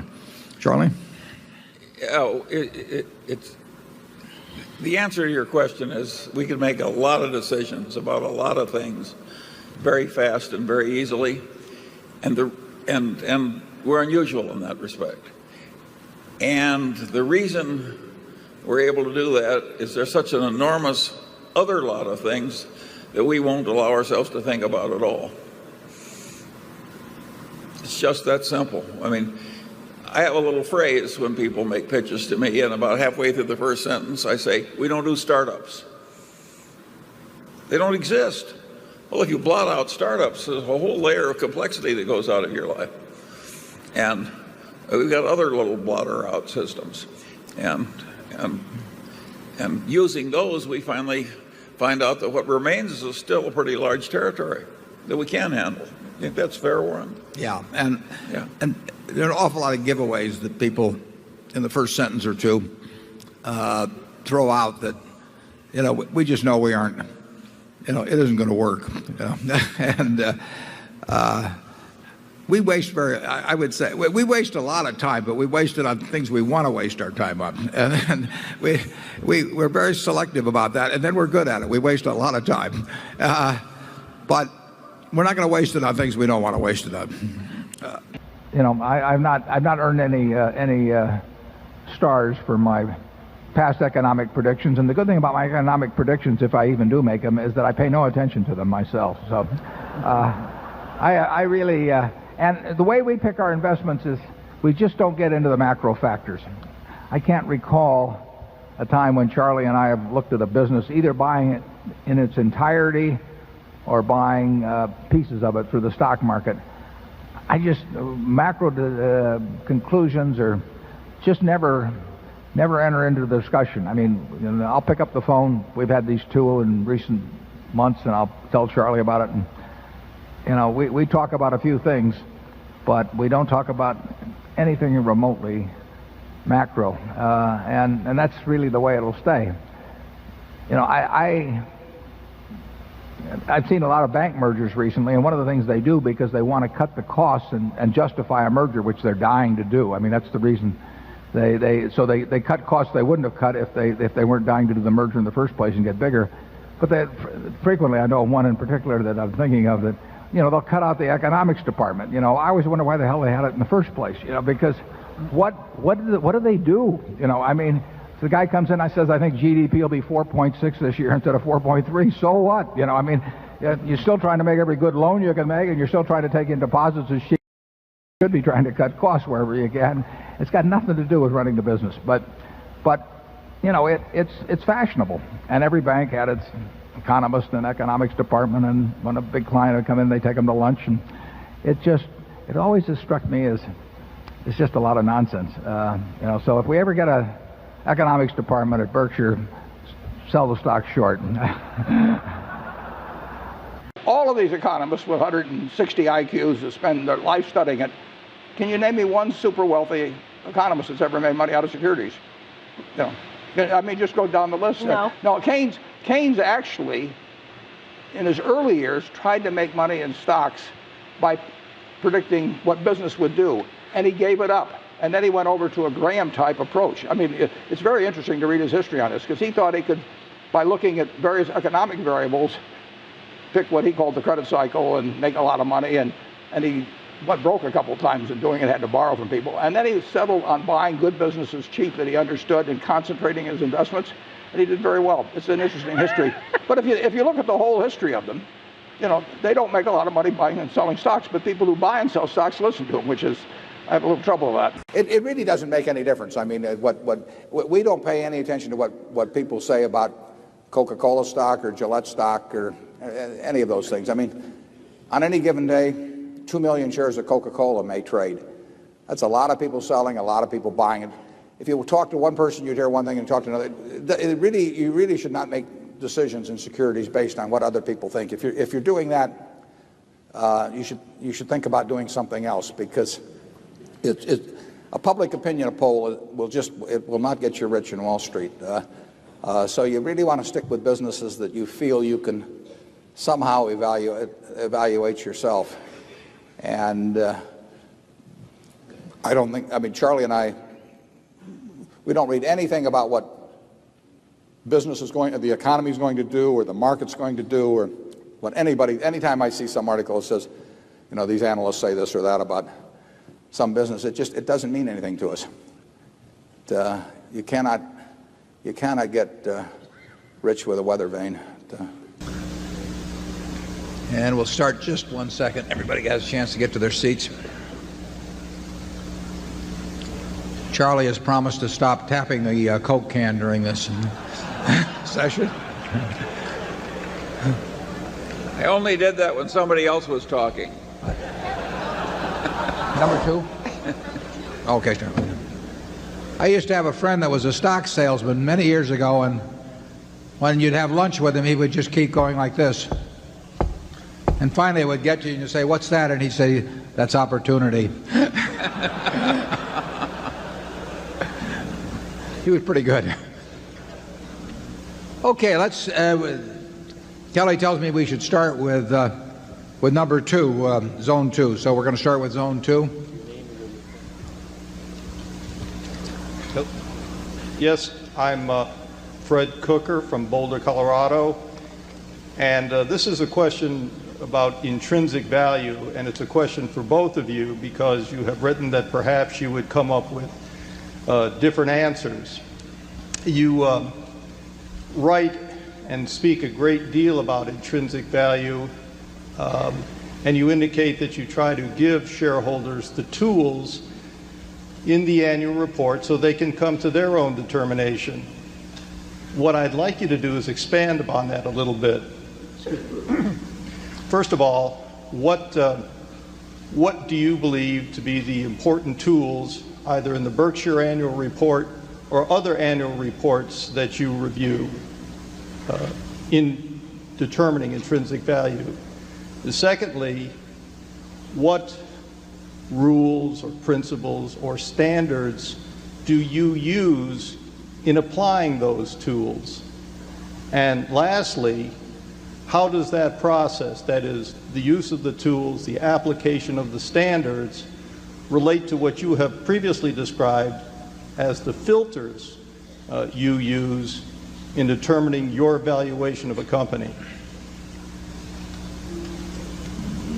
If we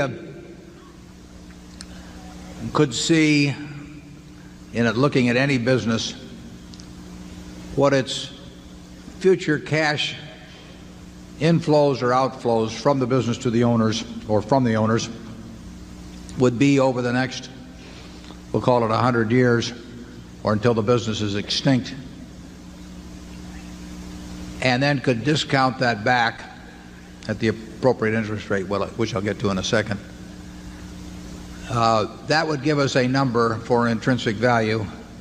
In other words, it would be like looking at a bond that had a whole bunch of coupons on it that was due in 100 years, and if you could see what those coupons are, you can figure the value of that bond compared to government bonds if you want to stick an appropriate risk rate in. Or you can compare one government bond with 5% coupons to another government bond with 7% coupons. Each one of those bonds has a different value because they have different coupons printed on them. Businesses have coupons that are going to develop in the future too. The only problem is they aren't printed on the instrument, and it's up to the investor to try to estimate what those coupons are going to be over time. As we have said, in high-tech businesses or something like that, we don't have the faintest idea what the coupons are going to be. When we get into businesses where we think we can understand them reasonably well, we are trying to print the coupons out. We are trying to figure out what businesses are going to be worth in 10 or 20 years.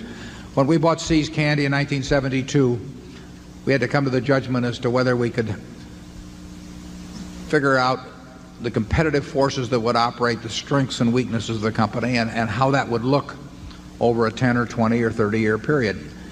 And if you attempt to assess intrinsic value, it all relates to cash flows. The only reason for putting cash into any kind of an investment now is because you expect to take cash out. Not by selling it to somebody else, because that's just a game of who beats who, but by, in a sense, by what the asset itself produces. That's true if you're buying a farm. It's true if you're buying a business. And the filters you described, there are a number of filters which say to us, we don't know what that business is going to be worth in 10 or 20 years, and we can't even make an educated guess. Obviously, we don't think we know to 3 decimal places or 2 decimal places or anything like that, precisely what's going to be produced. But we have a high degree of confidence that we're in the ballpark with certain kinds of businesses. The filters are designed to make sure we're in those kinds of businesses. We basically use long-term, risk-free, that's government bond type interest rates to think back in terms of what we should discount at. And you know, that's what the game of investment is all about. Investment is putting out money to get more money back later on from the asset, and not by selling it to somebody else, but by what the asset itself will produce. If you're an investor, you're looking at what the asset is going to do, in our case businesses. If you're a speculator, you're primarily focusing on what the price of the object is going to do independent of the business, and that's not our game. So we figure if we're right about the business, we're going to make a lot of money, and if we're wrong about the business, we don't have any hopes. We don't expect to make money, And in looking at Berkshire, we try to tell you as much as possible as we can about our business, of the key factors. Those are the things that Charlie and I, the things we put in our report about those businesses are the things that we look at ourselves. So if Charlie had nothing to do with Berkshire, but he looked at our report, he would probably, in my view, he would come to pretty much the same idea of intrinsic value that he would come to from being around it, for X number of years. The information should be there. We give you the information that if the positions were reversed, we would want to get from you. And in companies like Coca-Cola or Gillette or Disney or those kind of businesses, you will see the information in the reports. You have to have some understanding of what they're doing, but you have that in your everyday activities. You'll get that kind of knowledge. You won't get it, in terms of some high-tech company, but you'll get it with those kind of companies. And then you sit down and you try to print out the future. Charlie? I would argue that one filter that's useful in investing is the simple idea of opportunity cost. If you have one opportunity that you already have available in large quantity and you like it better than 98% of the other things you see, well, you can just screen out the other 98% because you already know something better. So that people who have a lot of opportunities tend to make better investments than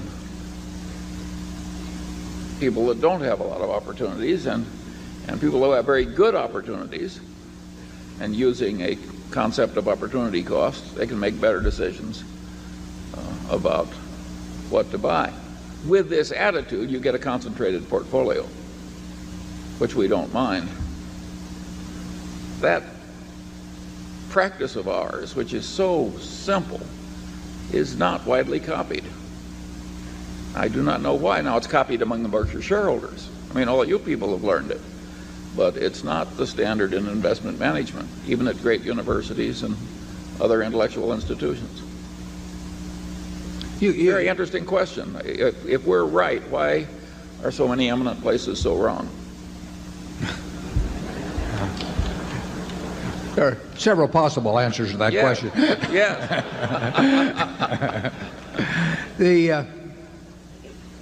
The attitude, though, I mean, if somebody shows us a business, the first thing goes through our head is, would we rather own this business than more Coca-Cola? Would we rather own it than more Gillette? It's crazy not to compare it to things that you're very certain of. There's very few businesses that we'll find that we're certain of the future about as companies such as that. And therefore, we will want companies where the certainty gets close to that, and then we'll want to figure that we're better off than just buying more of those. If every management, before they bought a business in some unrelated field that they might not have even heard of, more than a short time before, that's being promoted to them, if they said, is this better than buying in our own stock? Is this better than even buying Coca-Cola stock or something? There'd be a lot fewer deals done, but they tend not to measure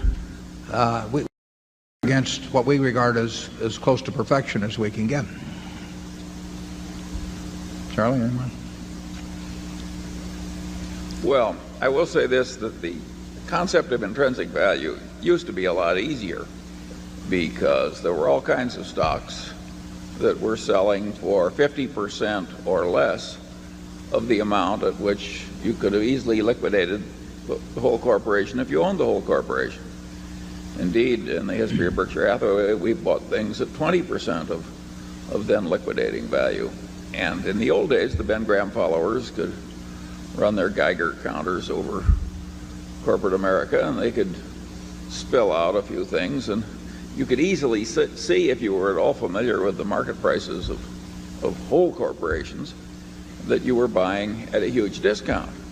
Well, no matter how bad the management, if you're buying at 50% of asset value or 30% or so on down, you have a lot going for you. And as the world has wised up, and as stocks have behaved so well for people that stocks generally have gone to higher and higher prices, that game gets much harder. now to find something at a discount from intrinsic value. Those simple systems ordinarily don't work. You've got to get into Warren's kind of thinking, and that is a lot harder. I think you can predict the future in a few places best if you understand a few basic ideas that come from a good general education. And that's what I was talking about in that talk I gave at the USC Business School. In other words, Coca-Cola is a simple company if it's stripped down and analyzed in terms of some elemental forces. It's not hard to understand Costco either. You know, I mean, there are certain fundamental models out there that do not take, you don't have the kind of ability that quantum mechanics requires. You just have to know a few simple things and really know them.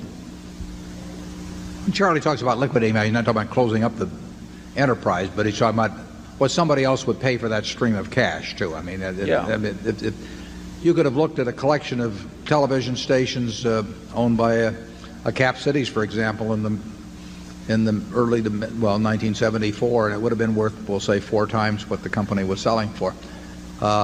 Not because you'd closed the stations, but just their stream of income was worth that to somebody else. It's just that the marketplace was very depressed, although, like I say, on a negotiated basis, you could have gone and sold the properties for 4 times what the company was selling for, and you got wonderful management. And I mean, those things happen in markets. They will happen again. But part of investing and calculating intrinsic values is if you get the wrong answer when you get through. In other words, if it says don't buy, you can't buy just because somebody else thinks it's going to go up or because your friends have made a lot of easy money lately or anything of the sort. You have to be able to walk away from anything that doesn't work, and very few things work these days. You also have to walk away from anything you don't understand, which in my case is a big handicap. But you would agree with Joe Warren that it's much harder now. Yeah, but I would also agree that almost at any time over the last 40 years that we've been up on a podium, we would have said it was much harder in the past, too. But it is harder now. It's way harder.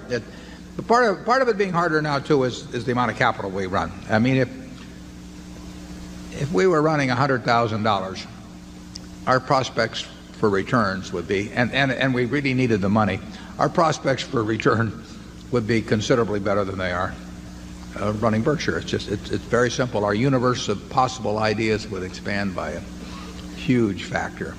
We are looking at things today that, by their nature, a lot of people are looking at, and there were times in the past when we were looking at things that very few people were looking at. But there were other times in the past when we were looking at things where the whole world was just looking at them kind of crazy, and that's a decided help. Hello, my name is Jeff Coltvet, and I'm from Olathe, Kansas. I got started in investing in 1999, right before the big tech bubble, and unfortunately I learned buy and hold and don't fret about market price fluctuations before I learned the importance of valuing a business and applying a margin of safety. So, as Charlie said, I got my feet wet with huge failure right away. And join the club. Thank you. I don't feel so bad now. So that leads to my question. It seems like to me, I've read all the Berkshire reports and all the reading I can do about you two, and I thank you for these wonderful meetings. But it seems like it boils down to some simple things: valuing a business and applying a margin of safety. So my question is, what do you recommend for an approach to getting better and better at valuing companies? No, it's a very, very good question. And in my own case, I started out without knowing anything about valuing companies.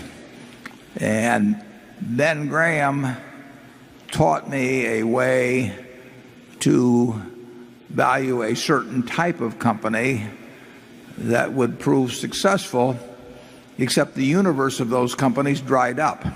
But nevertheless, it was almost a guarantee against failure but it was not a guarantee that these things would continue to be available.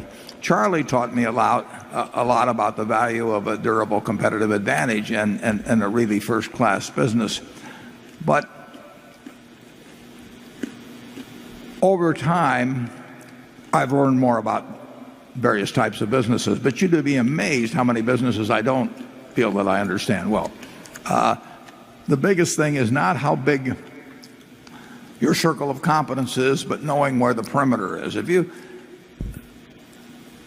don't have to be an expert on 90% of the businesses or 80% or 70 or 50, but you do have to know something about the ones that you actually put your money into. And if that's a very small part of the universe, that still is not a killer.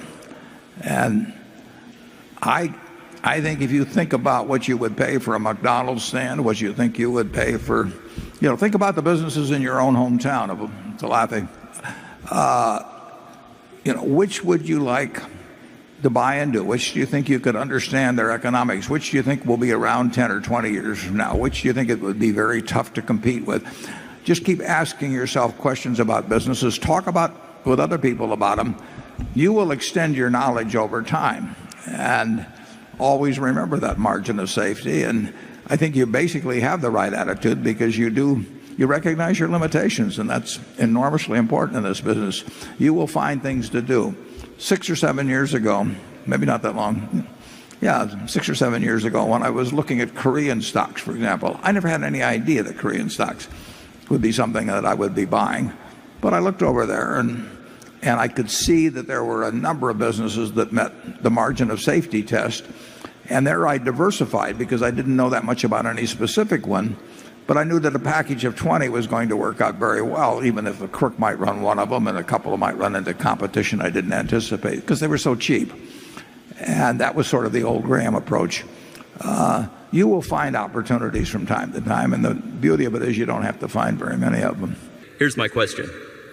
For a 23-year-old with high ambitions, some initial working capital, and a genetic wiring, as you call it, for disciplines like investments, mathematics, and technology, what do you foresee as the significant areas of opportunity over the next 50, even 100 years?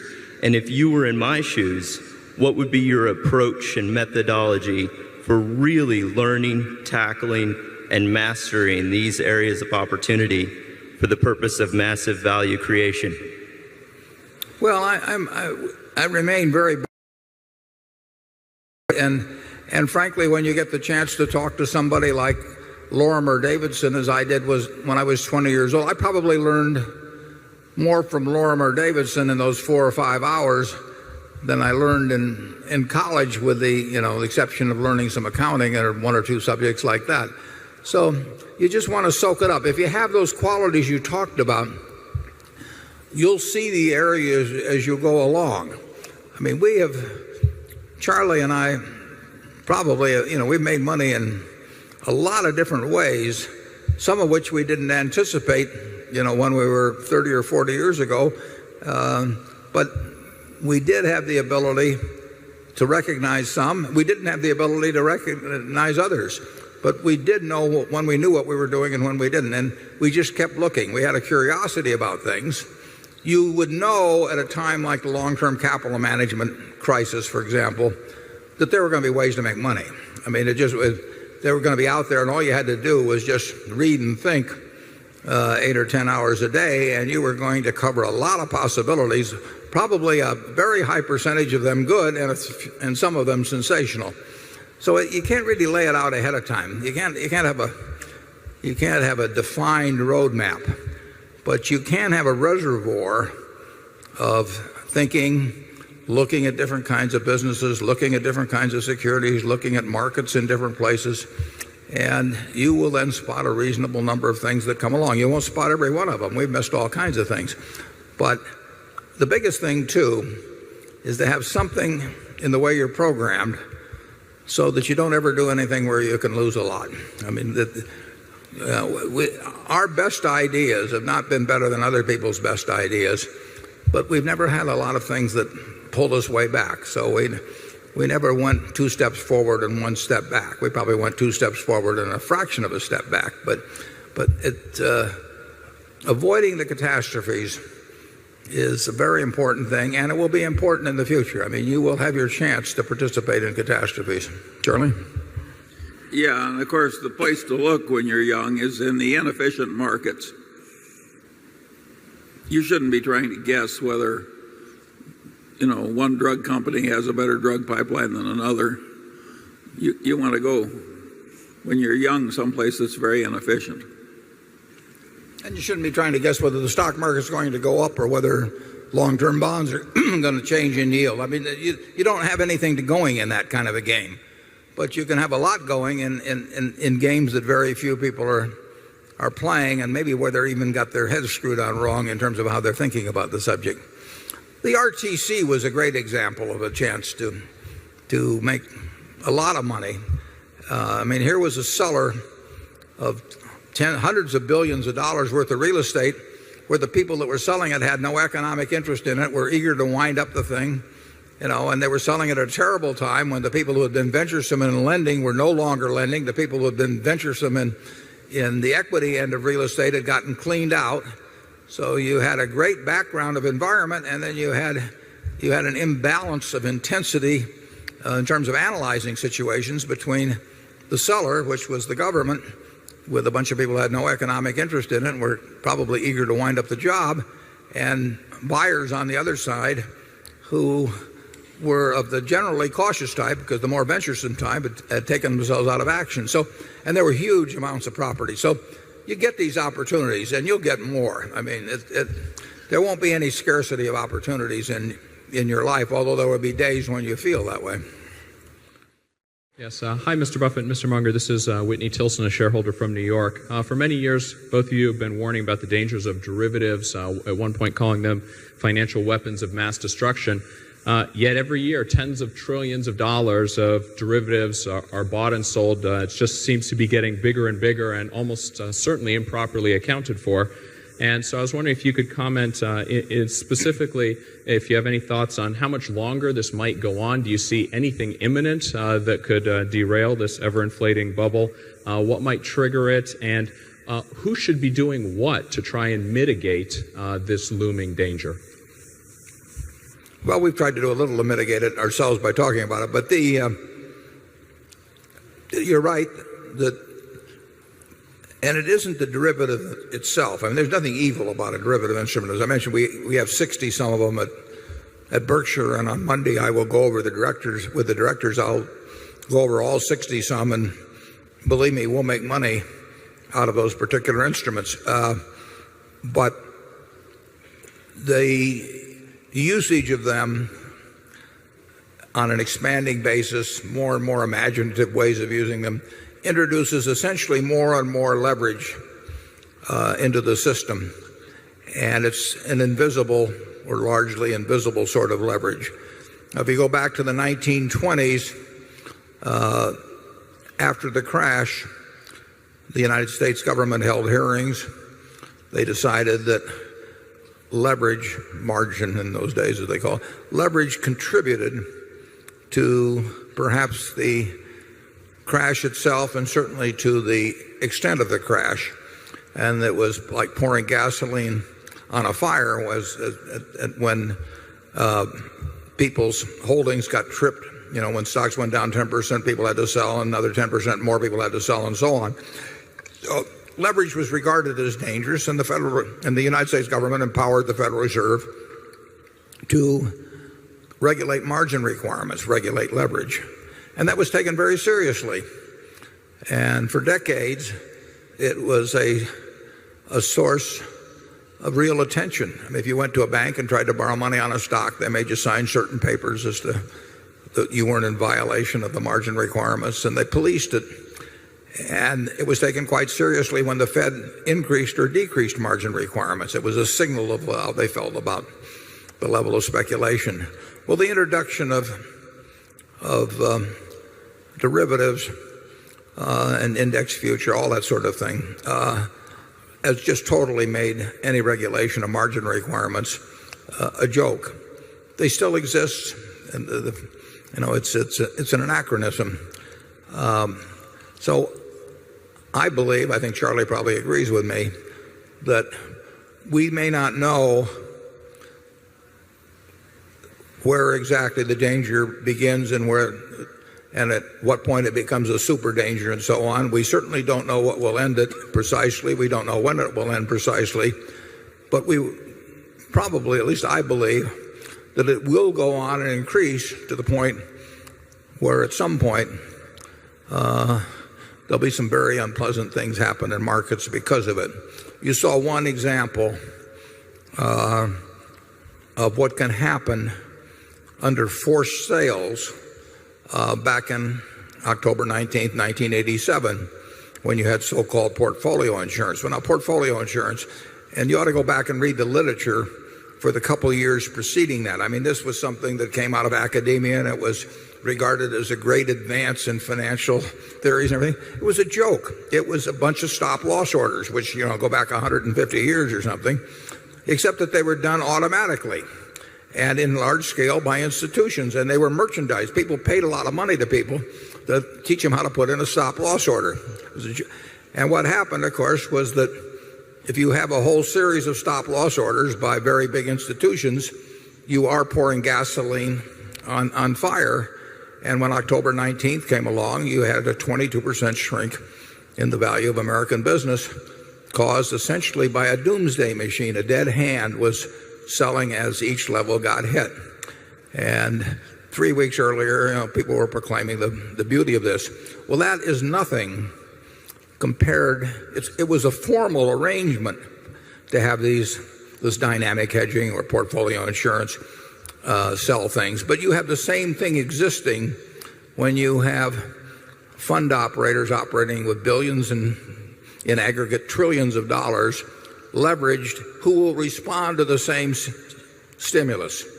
They have what we would call a crowded trade, but they don't know it. It's not a formal crowded trade. It's just that they're all ready to sell if a certain given signal or a certain given activity occurs. And when you get that coupled with extreme leverage, which derivatives allow, you will someday get a very, very chaotic situation. I have no idea when. I have no idea what the exogenous factor.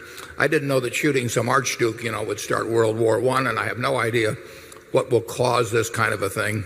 But it'll happen. Charlie? Yeah, and of course the accounting being deficient enormously contributes to the risks. If you get paid enormous bonuses based on reporting profits that don't exist, you're going to keep doing whatever causes those phony profits to keep appearing on the books. And what makes that so difficult is that most of the accounting profession doesn't even recognize how stupidly it is behaving. And one of the people in charge of accounting standards said to me, well, this is better, this derivative accounting, because it's mark to market. And don't we want current information? And I said, yes, but if you mark to model and you create the models and your accountants trust your models, and you can just report whatever profit you want as long as you keep expanding the positions bigger and bigger and bigger, the way human nature is, that will cause terrible results and terrible behavior. And this person said to me, well, you just don't understand accounting.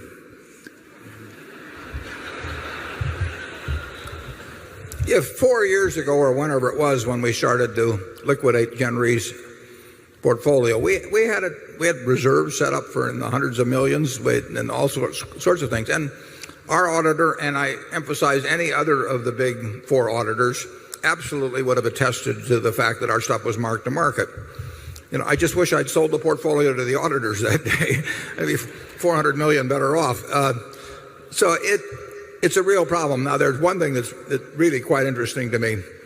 If I owe you on my dry cleaning bill or something $15 and they're auditing the dry cleaners, they check with me and they find out that I owe you $15 and it's all fine. If they're auditing me, they find out that I owe the dry cleaner $15. There are only four big auditing firms, basically in this country. And so in many cases, if they're auditing my side of the derivative transaction, what I'm valuing it at, the same firm may often be valuing or attesting to the value of the mark by the person on the other side of the contract. I will guarantee you that if you add up the marks on both sides, they don't equate out to zero. We have 60 some contracts, and I will bet that people are valuing them differently on the other side than we value them themselves, and it won't be to the disadvantage of the trader on the other side. I don't get paid based on how ours are valued, so I've got no reason to want to game the system. But there are people out on the other side that do have reasons to game the system. So if I'm valuing some contract at plus $1 million for Berkshire, that contract on the other side is just one piece of paper. It should be valued at a minus 1 million by somebody else. But I think you probably have cases, and I'm not talking about our auditors, I'm talking about all four of the firms. But they have many cases where they are attesting to values of the exact same piece of paper where the numbers are widely different on both sides. Do you have any thoughts on that, Charlie? Well, as sure as God made little green apples, this is going to cause a lot of trouble in due course. As long as it keeps expanding and ballooning and so on, and the convulsions are minor, it can just go on and on. But eventually, there will be a big denouement. I'm Michael Zenga from Danvers, Massachusetts. That's a town whose band Mr. Buffett so generously sent to the Rose Bowl parade last year, so you're a very popular guy in my town. Good morning, Mr. Buffett and Mr. Munger. Mr. Buffett, I wanted to ask you this question last week when I ran into you after Gillette's annual meeting, but I choked. So now there's no pressure, here goes. From my reading, in the years from 1956 through 69, you achieved the best results of your career quantitatively, 29% annually against only 7% for the Dow. Your approach then was different than now. You looked for lots of undervalued stocks with less attention to competitive advantage or favorable economics and sold them rather quickly. As your capital base grew, you switched your approach to buying undervalued, excellent companies with favorable long-term economics. My question is, if you're investing a small sum today, which approach would you use? Well, I would use the approach that I think I'm using now of trying to search out businesses where I think they're selling at the lowest price relative to the discounted cash they would produce in the future. But if I were working with a small amount of money, the universe would be huge compared to the universe of possible ideas I work with now. You mentioned that 56 to 69 was the best period. Actually, my best period was before that. It was from right after I met Ben Graham in early 1951. But from the end of 1950 through the next 10 years, actually returns averaged about 50% a year. And I think they were 37 points better than the Dow per year, something like that. But I was working with a tiny, tiny, tiny amount of money. And so I would pour through volumes of businesses, and I would find one or two that I could put $10,000 into or $15,000 into that were just ridiculous. They were ridiculously cheap. And obviously, as the money increased, the universe of possible ideas started shrinking dramatically. The times were also better for doing it in that time. But I think if you're working with a small amount of money, with exactly the same background that Charlie and I have, and same ideas, same whatever ability we have, I think you can make very significant sums. But as soon as you start getting the money up into the millions, many millions, the curve on expectable results falls off just dramatically. But that's the nature of it. You've got to, when you get up to things you can put millions of dollars into, you've got a lot of competition looking at that, and they're not looking as I did when I started. When I started, I went through the pages of the manuals page by page. I mean, I probably went through 20,000 pages in the Moody's Industrial, Transportation, Banks, and Finance manuals. And I did it twice. And I actually looked at every business. I didn't look very hard at some. Well, that's not a practical way to invest tens or hundreds of millions of dollars.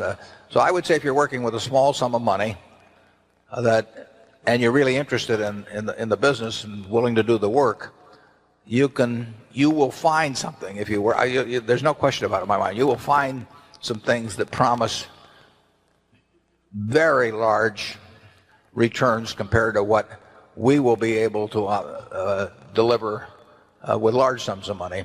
Charlie?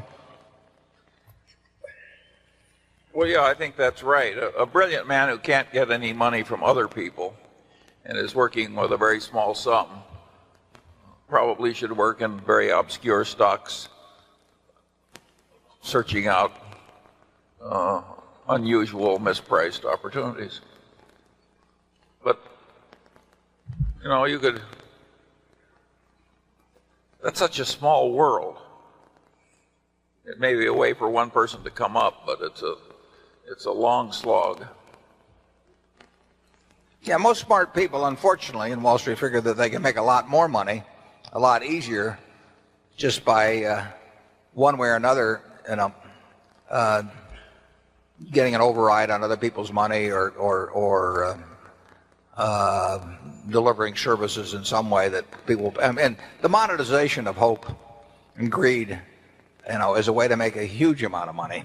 And right now, it's just take hedge funds. I mean, I've had calls from a couple of friends in the last month that don't know anything about investing money. They've been unsuccessful and everything else. And, one of them called me the other day and said, well, I'm forming a small hedge fund, 125 million he was talking about. Like the thought that since it was only 125 million, maybe we ought to put in 10 million or something of the sort.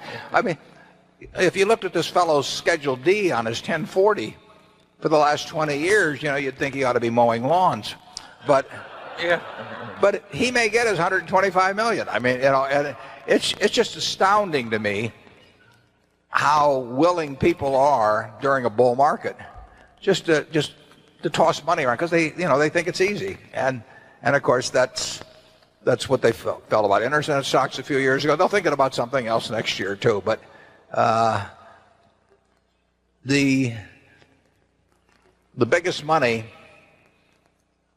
made, in Wall Street in recent years has not been made by great performance, but it's been made by great promotion, basically. Charlie, do you have anything? Well, I would state it even more strongly. I think the current scene is obscene. I think there's too much mania. There's too much chasing after easy money. There's too much misleading sales material about investments. There's too much on the television emphasizing speculation in stocks. My name is Ethan Berg. I'm from Cambridge, Massachusetts, and I'd like to thank you for the education you've provided, particularly with the annual reports. I've got 3 brief questions. Years ago, you wrote to your friend Jory Orens that you were applying to Columbia's business school because they had a pretty good finance department and a couple of hotshots in Graham and Dodd. If you were considering graduate or business school today, with which individuals or professors would you want to study? Second question is a friend who wants to know your thoughts on the concrete, cement, and aggregates business. And the third question is from my wife. You mentioned earlier if someone were buying a parachute, they wouldn't buy based on lowest bid. We saw you tooling around in a car this week that were to be bought today could probably be bought at a relatively low bid. As someone interested in your health, she's wondering whether you've considered a newer automobile, possibly one with lots of airbags. Oh, actually, I picked out the car I have based on the fact that it had airbags on both sides. So that was a factor. It may have been the first car of its type ever made with airbags, but I think my car actually, it's both heavy and has airbags, and those are 2 primary factors in safety. I don't think I don't think a safer car is necessarily being made. It might be safer to drive around in a big heavy-duty truck or something, but I'm not ready for that. Incidentally, on a car, I look at that like anything else. It would take me probably a half a day to go through the exercise of buying a car and reading the owner's manual and all of that. And that's just a half a day I don't want to give up in my life for no benefit. If if I could write a check in 30 seconds and be in the same position I'm in now with a newer car, I'd be glad to do it this afternoon. But I don't like to trade away when there's really no benefit to me at all. I'm totally happy with the car. I just don't want to trade away the amount of time I'd have to spend fooling around to get familiar with and get title to and do all the rest of the things. Pick one out, so a new car. But if there's a safer car made, I'll be driving in it.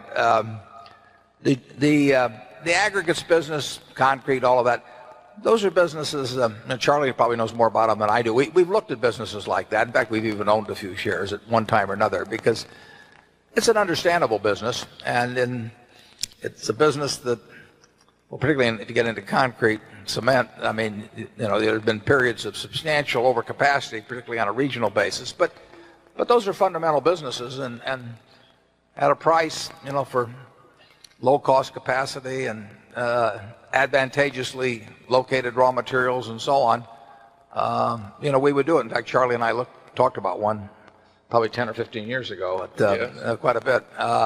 And he's had a fair amount of familiarity with it. And what was the other one? I jotted it down here. Let's see. He wanted to know what business school. Business schools, yeah. Well, I would say this, that I think Bruce Greenwald's class at Columbia is very good. He gets in a lot of people that are practitioners, so there's a lot of practicality to the course, and I think Bruce is good. He's got a new book coming out that probably within the next 6 months or so that will deal with that. And then there also has been endowed at the University of Florida certain courses relating to value investing, and I think there's been one at the University of Missouri. So I would suggest you at least check out the curriculum at the University of Missouri and Columbia and Florida, and do a little comparison, and maybe check with a few recent graduates, as to what kind of experience they had. I think if you can find them, I think that's the best system for evaluating a place. But those three at least have courses that based on the catalog sound like they might be of interest to you. Charlie? Yeah. A huge majority of the business school teaching on the field of investment of passive portfolios of securities is not what we believe, and not what Warren was taught years ago by Ben Graham. They're just little pockets of our attitude left. There's one at Stanford, Jack McDonald. Yeah, sure. And that's graduate school. It's graduate school. Yeah. Mm-hmm. And what's interesting about that is I think it's the most popular course in the whole Stanford Business School. They've got some kind of a bidding system. And yet I asked Jack how he felt, and he said he felt lonely. He's got the most popular course, but in the whole professoriate dealing with investment matters, the Jack McDonalds are a little clan of their own in a side pocket, so to speak. Now, they're right, and they can take whatever consolation they get from that. But mostly, if you go to business school, you will learn a lot of things we don't believe. Yeah, Jack. Bob Kirby comes in and works with Jack sometimes too, and Bob has got a terrific mind in terms of investment. So there's no question about that. It's not the easiest school in the world to get into, and it is at the graduate level. But there are these occasional little anomalies, as they would say, in the teaching world. I mean, what you really want a course on investing to be is how to value a business. That's what the game is about. I mean, if you don't know how to value a business, you don't know how to value a stock. And if you look at what is being taught, I think you see very little of how to value a business, and the rest of it is playing around maybe with numbers or Greek symbols or something of the sort. But it doesn't do you any good. I mean, in the end, you have to decide, whether you're going to value a business at $400 million or $600 million or $800 million, and then you compare that with the price, and that's what investing is. And I don't know any other kind of investing, basically to do. And that just isn't taught. And the reason it isn't taught is because there aren't teachers around, who know how to teach it. I mean, they don't know themselves. And since they don't know themselves, they teach something that says nobody knows anything, which is the efficient market theory. And if I didn't know how to do it, and if I ever teach physics, I'm going to come up with a theory that nobody knows anything, because it's the only way I can get through the day, But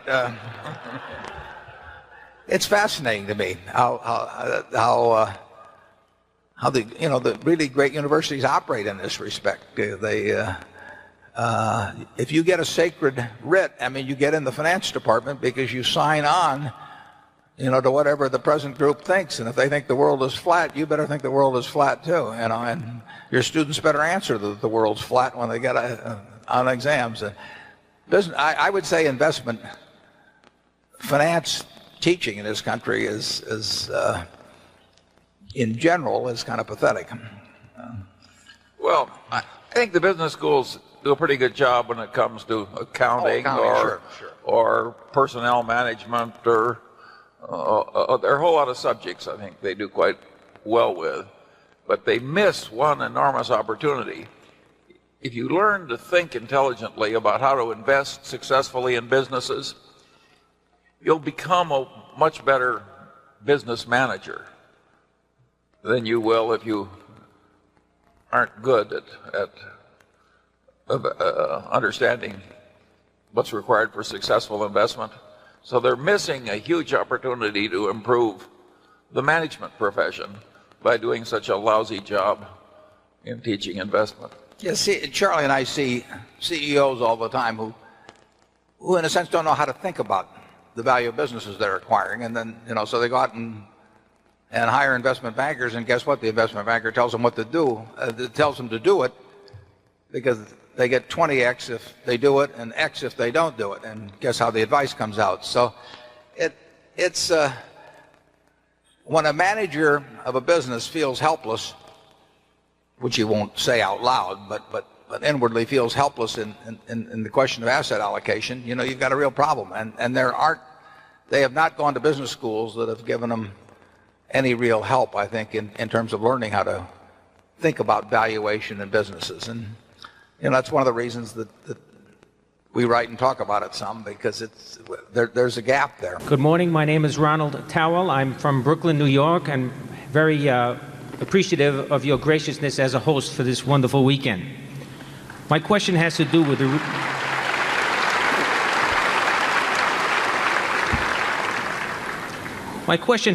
the retailing industry, particularly the department stores and mass merchants. My question has two parts. Without resorting to comments about specific companies, may I ask your opinion as to the long-term prospects for growth and profitability of this industry group? The second part of my question is, given the fact that it is difficult to pick up a newspaper or to be an investor without being bombarded by what is purported to be the potential for exponential growth in the internet e-business, particularly directly to consumers, which could possibly eat into the revenues of these retailers, and even if we assume a relatively low impact of, say, 5 to 10% revenue reductions, and given the fact that top-line growth is critical to any business, especially the bricks and mortar retailers with their high proportions of fixed overhead, what advice could you give to a CEO of such a company? And in turn, based on the preceding scenario, what would be your opinion of the medium and long-term prospects for this industry? Well, that's a good question, too. And obviously, the internet is going to have an important impact on retailing. It will have a huge impact on some forms of retailing, change them and maybe revolutionize them.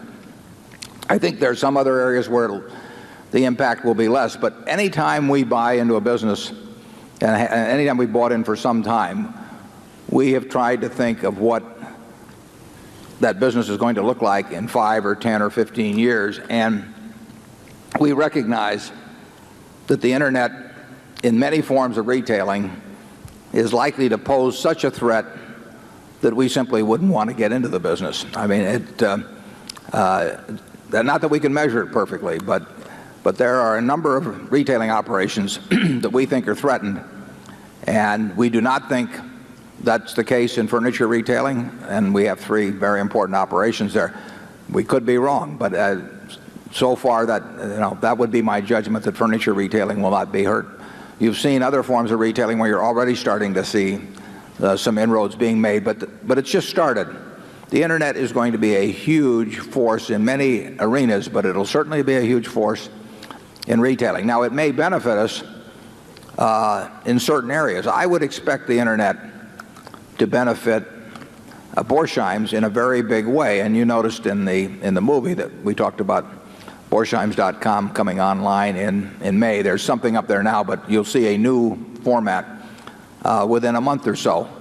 Now, you might say in jewelry retailing, with millions of things that you can click onto, 10 years from now, who is going to be important in terms of online retailing of jewelry? I would argue that 2 firms have an enormous advantage going in. I would argue that Tiffany has such an advantage. We don't own any Tiffany, but I would say that because of their name, brand names are going to mean very, very much when you have literally, thousands and thousands of choices. People they have to trust somebody. And I think that Tiffany has a name that people would trust. And I think Borsheims has a name that people would trust. And Borsheims sells jewelry a whole lot cheaper than Tiffany. So I would say that people who are price conscious but also want to deal with a jeweler that they trust implicitly will find their way to Borsheims in increasing numbers over the internet. And I would say that people that like the blue box, are going to find their way to Tiffany's over time, and they'll pay more money. But I don't see them going for brand X in buying fine jewelry over the internet. So I think that with the brand that Borsheims has, and with careful nurturing of that brand, I would say that the internet offers Borsheims a chance to have the advantage in cost that comes from a huge one-store location, and yet also go into the homes of people in every part of the world. And that kind of a company should prosper. There are other of our companies I worry about. I can worry about them being hurt in various ways. Geico is going to be a big beneficiary of the internet, and we already are developing substantial business through it. But if I were to buy into any retailing business, whether I was buying the stock of it or buying the whole business, I would think very hard about what people are going to be trying to do to that business through the internet, and it affects real estate that is dedicated to retailing. If you substitute 5% of the retail volume via the internet, where real estate is essentially free, you can have a store in every town in the world through the internet without having any rental expense. So I would give a lot of thought to that if I were owning a lot of retail rental space. Charlie? Well, I think it is tricky predicting that technological change either will or won't destroy some business. When I was young, the department stores had a bunch of sort of monopolistic advantages. A, they were downtown where the streetcar lines met. B, they had sort of a monopoly on extending revolving credit. And D, they had one-stop shopping in all kinds of weather, and nobody else did. And they lost all 3 of those advantages, and yet they've done well, a lot of them, for many decades since. At other times, you get a change and you just get destroyed. Our trading stamp business was destroyed by changes in the economic world, and our World Book business has been seriously hurt by the personal computer and the CD-ROM and so forth. I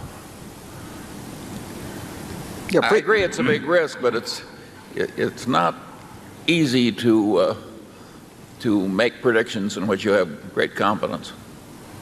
Yeah, if you go down to 16th and Farnham, where the streetcar tracks used to cross, that was the best real estate in town, and people signed 100-year, 50-year leases on it, and it looked like there was nothing more safe because they weren't going to move the streetcar lines. The only thing was that they moved the streetcars. They just took and converted them into junk. And it seemed very permanent. The advantage of the big department store, the Marshall Field in Chicago or the Macy's in New York, was this incredible breadth of merchandise. You could go and you could find 300 different types of spools of thread, or 500 different, you could see 500 different wedding dresses or whatever. And you had these 1 million square foot and even 2 million square foot downtown stores, and they were these huge emporiums. And then the shopping center came along, and of course the shopping center created, in effect, a store of many stores. And so you had millions of square feet now, but you still had this incredible variety being offered. The internet becomes a store in your computer, and it has an incredible variety of offerings too. Some of them don't lend themselves very well, it seems to me, to retailing, and others do. But Charlie's right. It's hard to predict exactly how it will turn out. I would expect automobile retailing to change in some important ways, and in very significant part influenced by the internet. But I can't predict exactly how that'll happen. But I don't think it'll look the same 10 or 15 years from now. Good morning. My name is Jad Corey. I'm from Gaithersburg, Maryland. I just want to thank you for sharing your wisdom.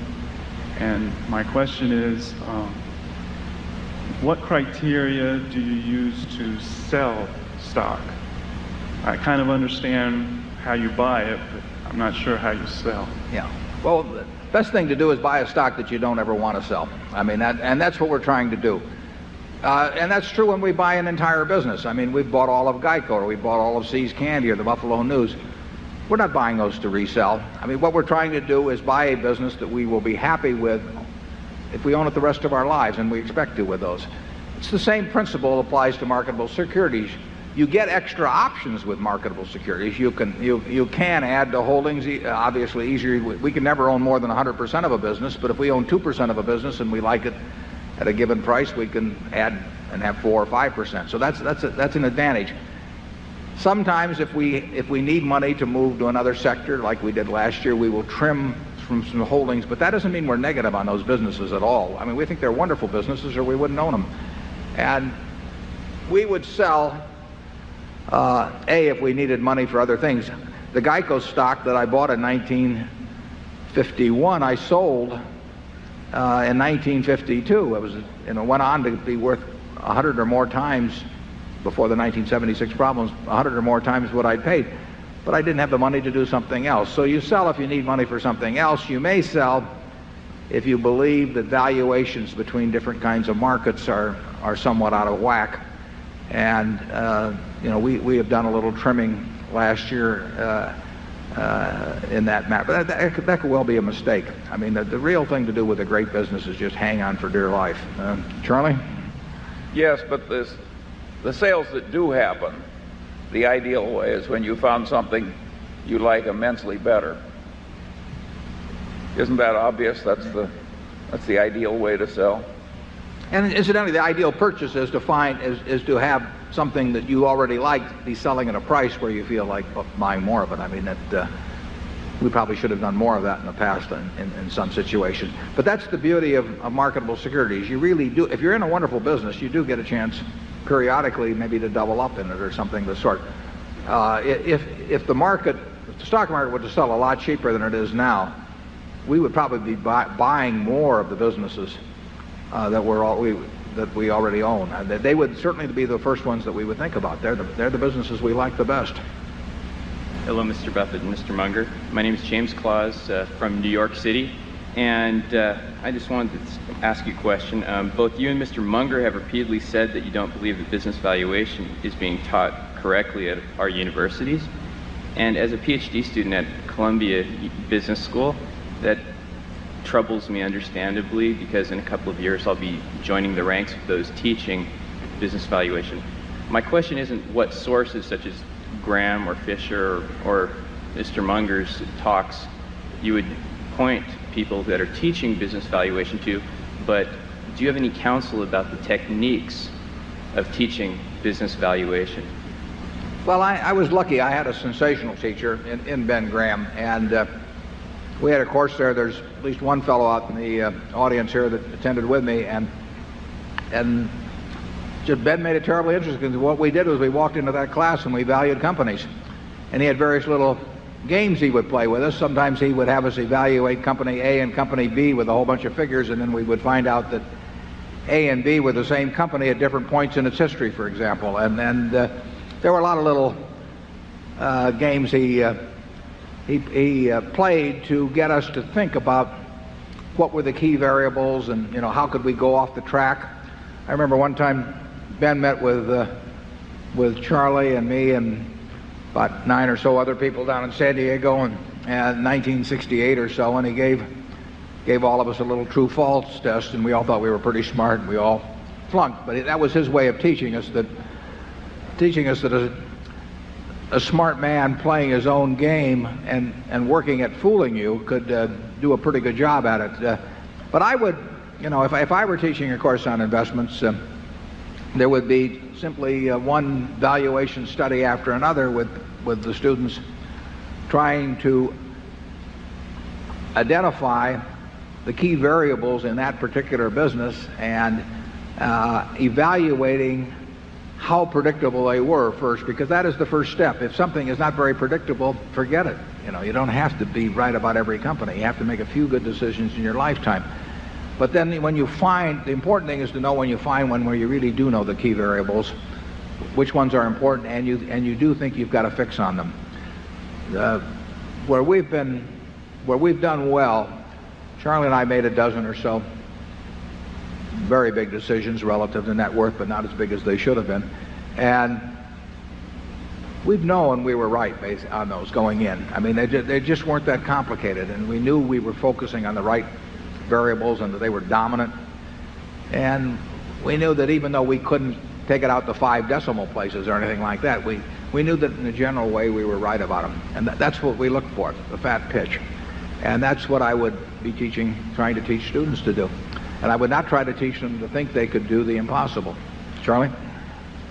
Yes, if you're planning to teach business valuation, and what you hope to do is teach the way people teach real estate appraising. So you can take any company, and your students, after studying your course, will be able to give you an appraisal of that company, which will indicate really its future prospects compared to its market price. I think you're attempting the impossible.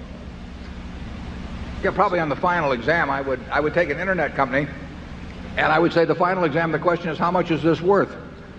And anybody that gave me an answer, I would flunk. Right. Right.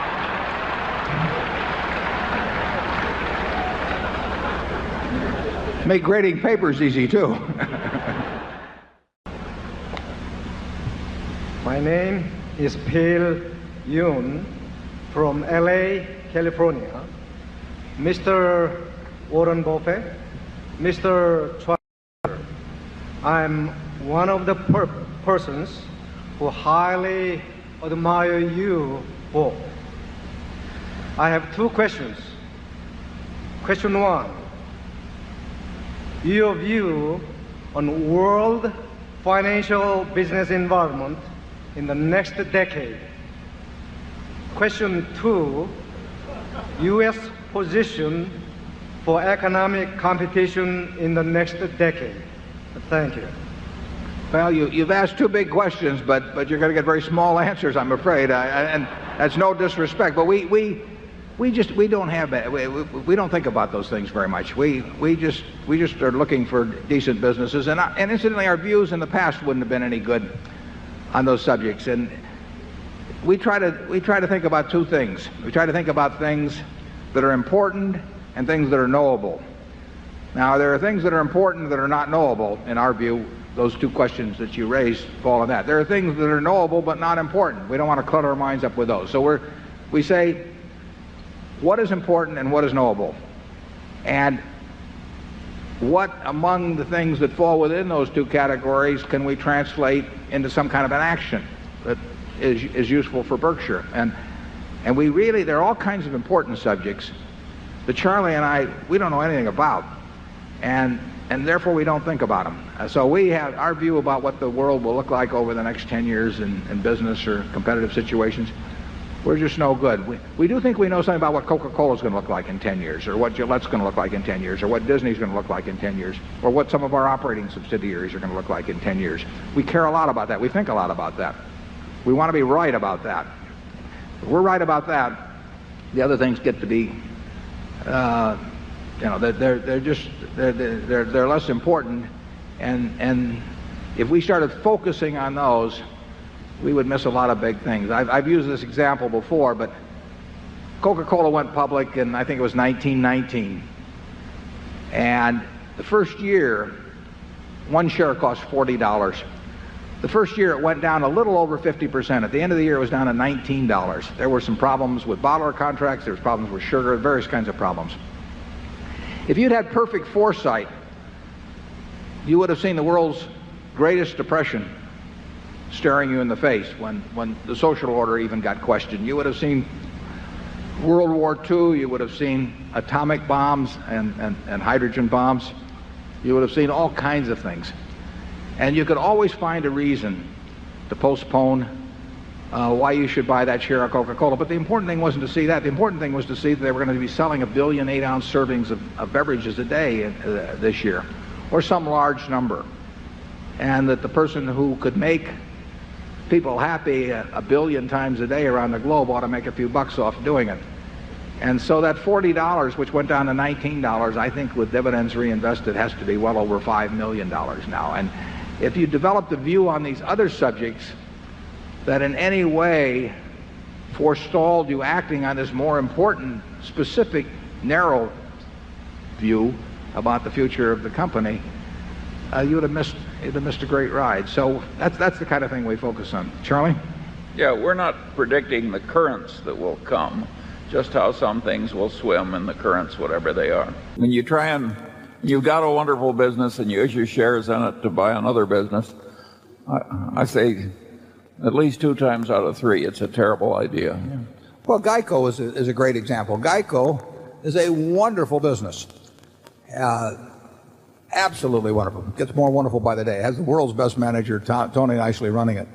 Geico, in the last 20 years, went into at least 3 other insurance businesses I can think of. They went into Resolute Insurance, which was a reinsurance operation, started in the mid-'80s. It was a disaster. They went into 2 others, Southern something or other, and another one that started with an M. I don't know why in the hell they would go into them. I mean, they had a great insurance business, and there aren't that many great insurance businesses, and neither one of those amounted to anything. I think they sold them off at some point. But why would you have an absolutely wonderful business and start one and buy 2 others that are obviously mediocre, where you bring nothing to the party, but management's it's very human to want to do that. It's no great sin that the Geico management did it, because we see it happen time after time after time. I can tell you this, Charlie and I have no urges like that. I mean, we want to buy easy things. We do not have to prove our manhood by doing something terribly difficult. And I think a lot of managements feel that necessity. They've got a wonderful business. The cigarette companies did that. Cigarette companies had these great businesses, and it irritated them that they liked to think they were business geniuses, and so they would go out and buy other things, and those other businesses generally did not do that well. I'm not saying they should have been in the cigarette business in the first place, but they were not business geniuses because they got to make a lot of money selling an addictive product. That did not make them business geniuses, and so they wanted to prove it other ways, and they bought businesses and fell on their face in many cases. Charlie, do you have any more to add on cigarette company?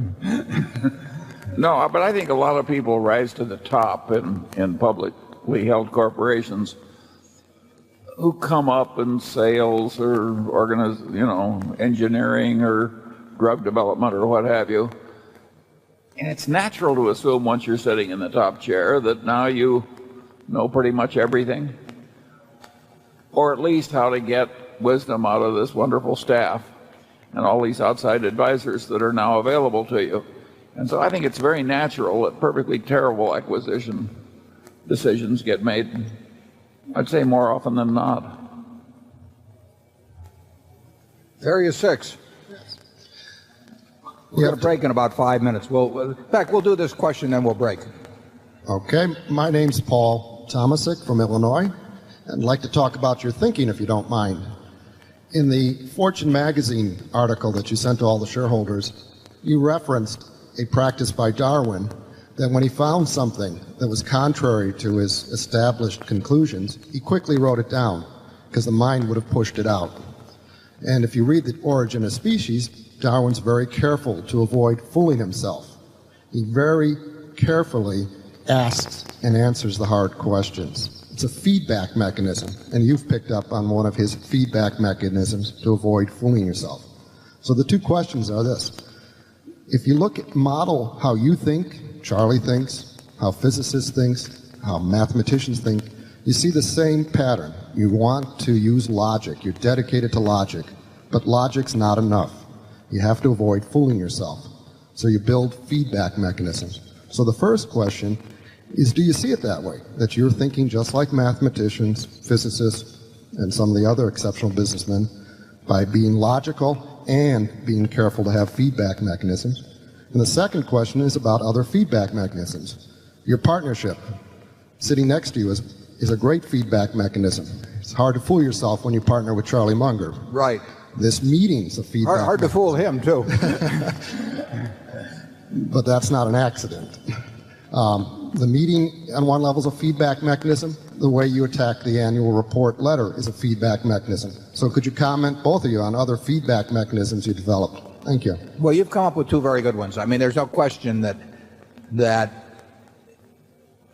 Charlie will not accept anything I say because I say it, whereas a lot of other people will. I mean, it's just the way the world works. And it's terrific to have a partner who will say, you're not thinking straight. Doesn't happen very often. There's no question the human mind, that what the human being is best at doing is interpreting all new information so that their prior conclusions remain intact. I mean, that is a talent everyone seems to have mastered. And how do we guard ourselves against it? Well, we don't achieve it perfectly. I mean, Charlie and I have made big mistakes because, in effect, we have been unwilling to look afresh at something. That happens. But we do have, I think the annual report is a good feedback mechanism. I think that reporting on yourself, and particularly if you can report honestly, whether you do it through an annual report or do it through some other mechanism, is very useful. But I would say a partner who is not subservient and who himself is extremely logical, is probably the best mechanism you can have. And I would say that on the contrary, to get back to looking things you have to be sure you don't fall into, I would say the typical corporate organization is designed so that the CEO opinions and biases and previous beliefs are reinforced in every possible way. I mean, having staffs around you that know what you want to do, you are not going to get a lot of you're getting a lot of contrary thinking. I mean, most staffs, if they know you want to buy a company, you're going to get a recommendation. Whatever your hurdle rate, if it's 15% internal rate of return, which very few deals ever work out at, or 12, or they're going to come back and they're going to come back with whatever they feel that you want. And if you arrange your organization so that you basically have a bunch of sycophants who are cloaked in other titles, you're not going to get. You are going to leave your prior conclusions intact, and you're going to get whatever you go in with your biases wanting, and the board is not going to be much of a check on that. I've seen very, very few boards that can stand up to the CEO on something that's important to the CEO and just say, you're not going to get it. So you've hit on a terribly important point. That, all of us in this room want to read new information and have it confirm our cherished beliefs. I mean, it is just built into the human system. And that can be very expensive in the investment and business world. And like I say, I think we've got a pretty good system. And I think that most of the systems aren't very good that exist in corporate America to avoid falling in the trap you're talking about. Charlie? Yeah, I think it also helps to be willing to reverse course, even when it's quite painful. As we sit here, I think Berkshire is the only big corporation in America that is running off a derivative book. And we originally made the decision to allow the General Re derivative book to continue. And it's a very unpleasant thing to do, to reverse that decision, yet we're perfectly willing to do it. Nobody else is doing it, and yet it's perfectly obvious, at least to me, that to say that derivative accounting in America is a sewer is an insult to sewage. Yeah, I would second that. I might not have chosen those exact words, and we may not even use those words in describing why we got out of it. But yeah, and in the first quarter of this year, we'll show quite a bit of income. And anything we say here, we ought to put on the internet, Mark. But I think we'll show what, 60 million or something like that of financial, or maybe it's 140. I'll take a look here. We'll have 160 odd million of income in that funny little line we have from financial income. But that will be after an $88 million loss in terms of getting the first steps of getting out of the General Re, what used to be called General Re Financial Products derivative book. You know, those losses were there. I mean, some of that is a shutdown loss, 30 million or thereabouts is severance pay and that sort of thing. But the truth is that derivative accounting is absolutely terrible in this country, and there are a lot of companies that will not want to face up to what would be involved if they actually got out. Now, you're seeing derivative accounting unwound at Enron in a very major way.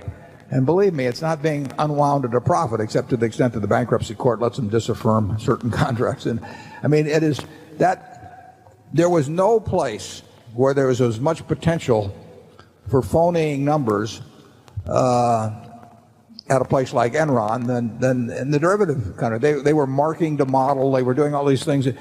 You give a whole bunch of traders the ability to create income by putting little numbers down on a piece of paper that nobody can really check, and it can get out of control.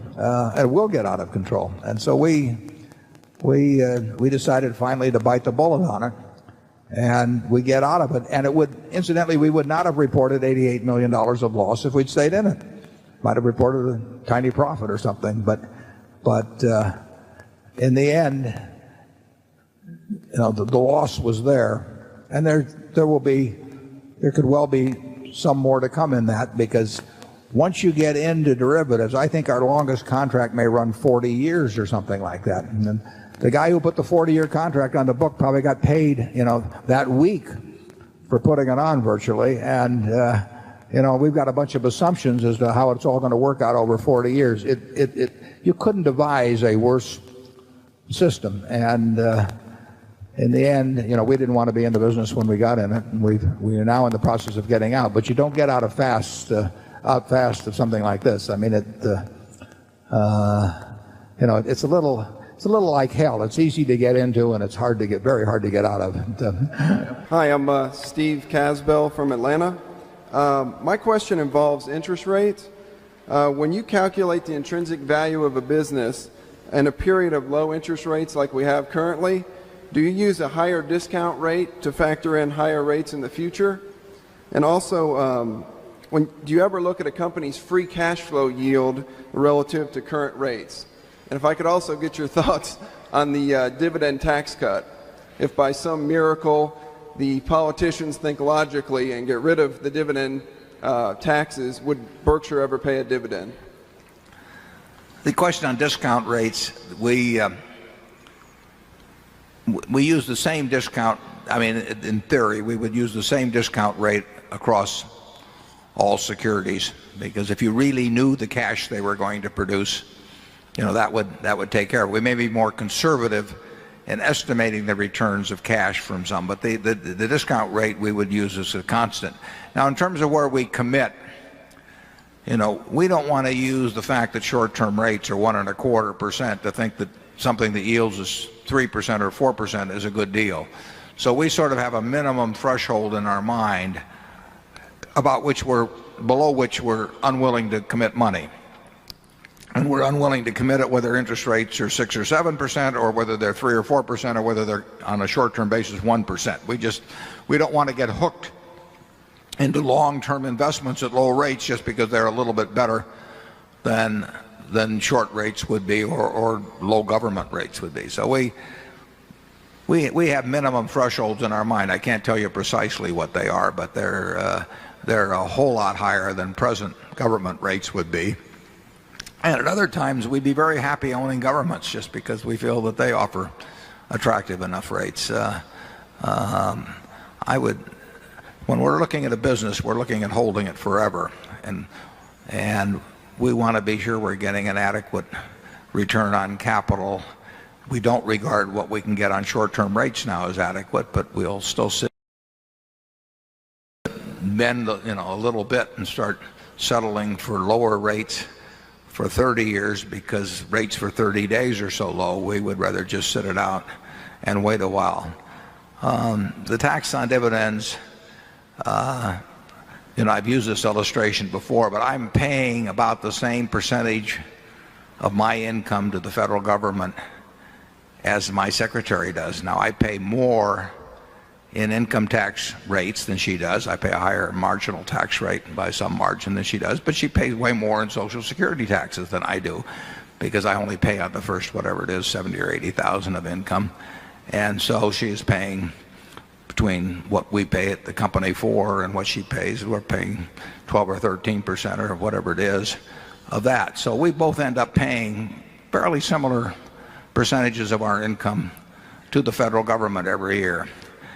If Berkshire were to declare a $1 billion dividend and my share of it was $330 million, and it were tax-free, as the Bush people originally suggested, and it would be tax-free. I mean, we have lots of taxable earnings at Berkshire. I might be paying 1/10 of the rate to the federal government of my income that she would be. Now, I can make the argument about the fact that structure shouldn't govern tax rates, that subchapter S and chapter C and partnerships and all of these things, that the tax code should be neutral between them. And I've made those kind of arguments in the past. But I can make no argument in my mind that says that with everything that, all the luck I've had in life, I was wired a certain way at birth that enabled me to make a lot of money. And frankly, it was better to be born a boy than a girl in terms of money-making possibilities in 1930, and probably still is, but not to the same degree. I mean, the fact that I would send 1/10 the portion of my income in a year to the federal government that my secretary would, it screams at injustice to me in terms of what the society gives back to me. So I am not for the Bush plan. Charlie? Well, I agree with you. Even if you assume that the whole economy would work better if we'd never gotten into this double taxation system on corporate earnings, which I don't think is a clear thing anyway. But even if you assume that, I think when you live in a democracy where there's lots of envy and resentment and what have you, to have the absolutely most fortunate people paying practically no income taxes, I just think it's unacceptable. I think there has to be some fairness in some of these arrangements, even if there's some theoretical argument that the economy might work a little better some other way. Yeah, there are IRAs now, obviously, that work very well for people with modest amounts of dividends, that they're getting tax deferred for a very long period of time, which has huge benefits. The big benefits of exempting dividends would go to fellows like me and Charlie, and that's not going to stimulate the economy. It's going to stimulate us, and it's going to result in us sending a very small percentage of our income to Washington compared to what the people, working in our shoe factories send. And when somebody says, what did you do during the war, Grandpa? I'm not sure that's what I want to explain to them. Well, the answer is I do believe in dividends in a great many situations, including many of the ones, companies in which we own stock. The test about whether to pay dividends is whether you can continue to create more than $1 of value for every dollar you retain. And there are many businesses. Take See's Candy, which we own. See's Candy has paid everything virtually out to us that they've earned because they do not have the ability within See's Candy to use large sums, which they earn, intelligently in their business. So it would be an enormous mistake for See's Candy to retain money. So they distributed Berkshire, and we hope that we move that around in some other area where that dollar becomes worth $1.10 or $1.20 in terms of present value terms. If we do that, the shareholder, whether they're taxable or whether they're not taxable, whether they're a foundation or whether they're living on income even, they are better off if we retain the money. Because if they were going to get $1 in dividends and it became worth $1.10 or $1.20 in market value immediately on a present value basis, they're better off selling a small percentage of their stock and realizing the required amount that way, and they will have more money when they get all through doing that than if we paid it in dividends. But if the time comes, and it will come someday, if the time comes when we don't think we can use the money effectively to create more than $1 of market value per dollar retained, then it should be paid out. And like I say, we do that individually within Berkshire, but because we have this ability to redistribute money in a tax efficient way within the company, we probably had more reason to retain all of our earnings. If See's Candy were a standalone company, we would simply pay out a lot of the earnings, practically all of the earnings and dividends, just like we do now, except it goes to Berkshire. We like the companies in which we have investments to pay to us the money they can't use efficiently in their own business. In some cases, that's 100% of what they earn. In some cases, it's 0% of the earn. We own some stocks that don't pay any dividends. Hi, my name is Charlie Rice, and I'm a stockholder from St. Louis, Missouri. I appreciate hearing your comments on publicly held companies using their cash for dividends versus stock buybacks. Well, the equation is pretty simple, but the practice doesn't necessarily follow logic. It's obviously, as long as you're telling the truth to your shareholders about what's going on so that you aren't manipulating the stock downward or something, when a stock can be bought well below its business value, that probably is the best use of cash. It's something the Washington Post did on a huge scale back in the 1970s. Teledyne may have bought 90% or something or close to it of their stock back. And that was the reason a very significant percentage of companies bought stock back in the past, because they actually thought it was selling for less than it was worth. Like I say, that can be abused if you do various things to bury your stock in one way or another, but that wasn't the usual case. Stock repurchases were relatively unpopular in those days. They've become quite popular now, and to the extent that I've been around a good number of them and been able to pick up on what I thought was the underlying rationale, if not the professed rationale, I think it's often done for people that are hoping that it causes their stock price not to go down, and often done at prices that don't really make a lot of sense for continuing shareholders. If we wanted to return a bunch of cash to shareholders, we would, if our stock was undervalued, we would go to the shareholders and say, we think it's cheap, and we think that this cash can be better used by you than by us, and we will therefore be repurchasing at what we think is a discount to intrinsic value, and the people that remain will be better off, and the people that get out will get out at a little bit better price than they would otherwise.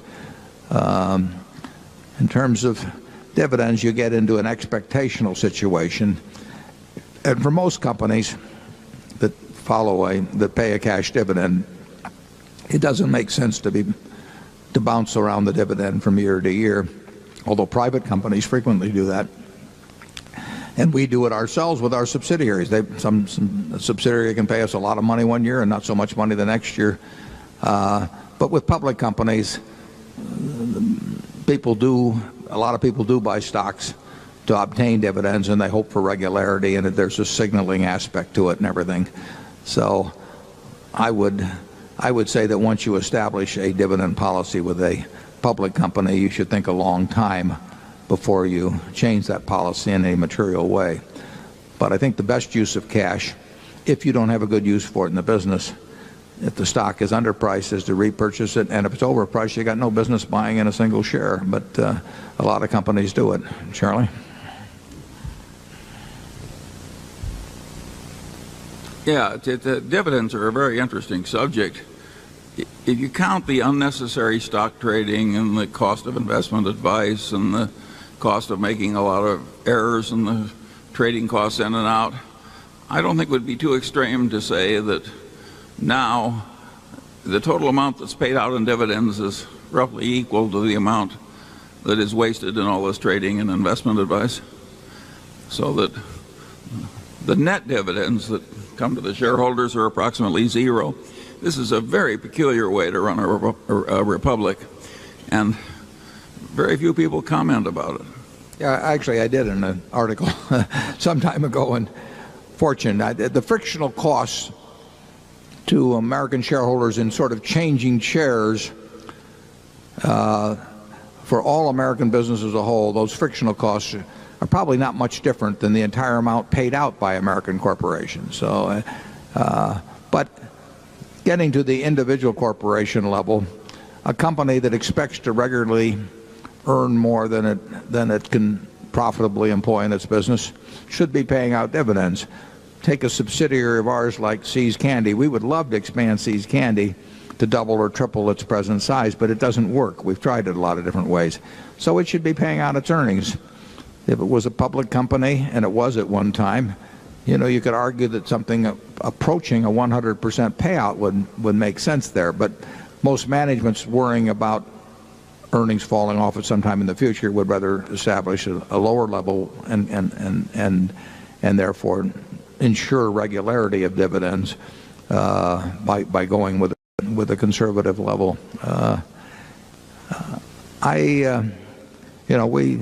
It's obviously something we think about at Berkshire when we have $30-odd billion around. If we can't figure out a way to employ that over time, it's a mistake to keep it in corporate form. But we have this expectation, and I think it's a reasonable expectation, that we get to put it to work. If we ever came to the different conclusion, if we thought our stock was significantly undervalued, we'd probably figure in terms of dispersing it through repurchases, particularly where now dividends and capital gains are neutral for individuals. If our stock was not underpriced and we fell, we would probably do something by a dividend. It's not going to happen soon, however. Big opportunities in life have to be seized. We don't do very many things, but when we get the chance to do something that's right and big, we've got to do it. And even to do it in a small scale is just as big a mistake almost as not doing it at all. I mean, you've really got to grab them when they come, and because you're not going to get 500 great opportunities. You would be better off if when you got out of school here, you got a punch card with 20 punches on it, and every financial decision you made, you used up a punch. You'd get very rich because you'd think through very hard each one. I mean, you went to a cocktail party and somebody talked about a company you didn't even understand what they did or couldn't pronounce the name, but they made some money last week and another one like it. You wouldn't buy it if you only had 20 punches on that card. There's a temptation to dabble, particularly during bull markets. In stocks, it's so easy. It's easier now than ever because you can do it online. Just you click it in and maybe it goes up a point and you get excited about that and you buy another one the next day and so on. You can't make any money over time doing that. But if you had a punch card with only 20 punches, you weren't going to get another one the rest of your life. You would think a long time before every investment decision, and you would make good ones and you'd make big ones. And you probably wouldn't even use all 20 punches in your lifetime, but you wouldn't need to. Charlie and I have thought about options all our life. I mean, my guess is Charlie was thinking about that in grade school. And, you have to understand, you don't have to understand Black-Scholes at all, but you have to understand the utility and in a general sense the value of options, and you have to understand the cost of issuing options, which is a very unpopular subject in certain quarters. Any option has value. I mean, I bought a house in 1958 for $31,500, and let's assume the seller of that house had said to me, I'd like an option on it, good in perpetuity, at $200,000. Well, that wouldn't have seemed like it cost me much if I'd given it to him. But an option has value. Any option has value, and that's why some people who are, kind of slick in business matters sometimes get options for very little or for nothing. I'm not talking about stock options. I'm just talking about an option to purchase anything. They get options for far less than really a market value would be. Black-Scholes is an attempt to measure the market value of options, and it cranks in certain variables, but the most important variable that cranks in that might be subject, well, it might be a case where if you had differing views you could make some money, but it's based upon the past volatility of the asset involved, and past volatilities are not the best judge of value. I mean, if you looked at a 5-year option on Berkshire stock at various times, Berkshire stocks had a fairly low beta, as they call it. The beta is a measure that people in academia always like to give Greek names to things that are fairly simple, and so that they have sort of a priesthood. So it's like priest talking in Latin or something. I mean, it kind of cows the laity, but beta is a measure of past volatility.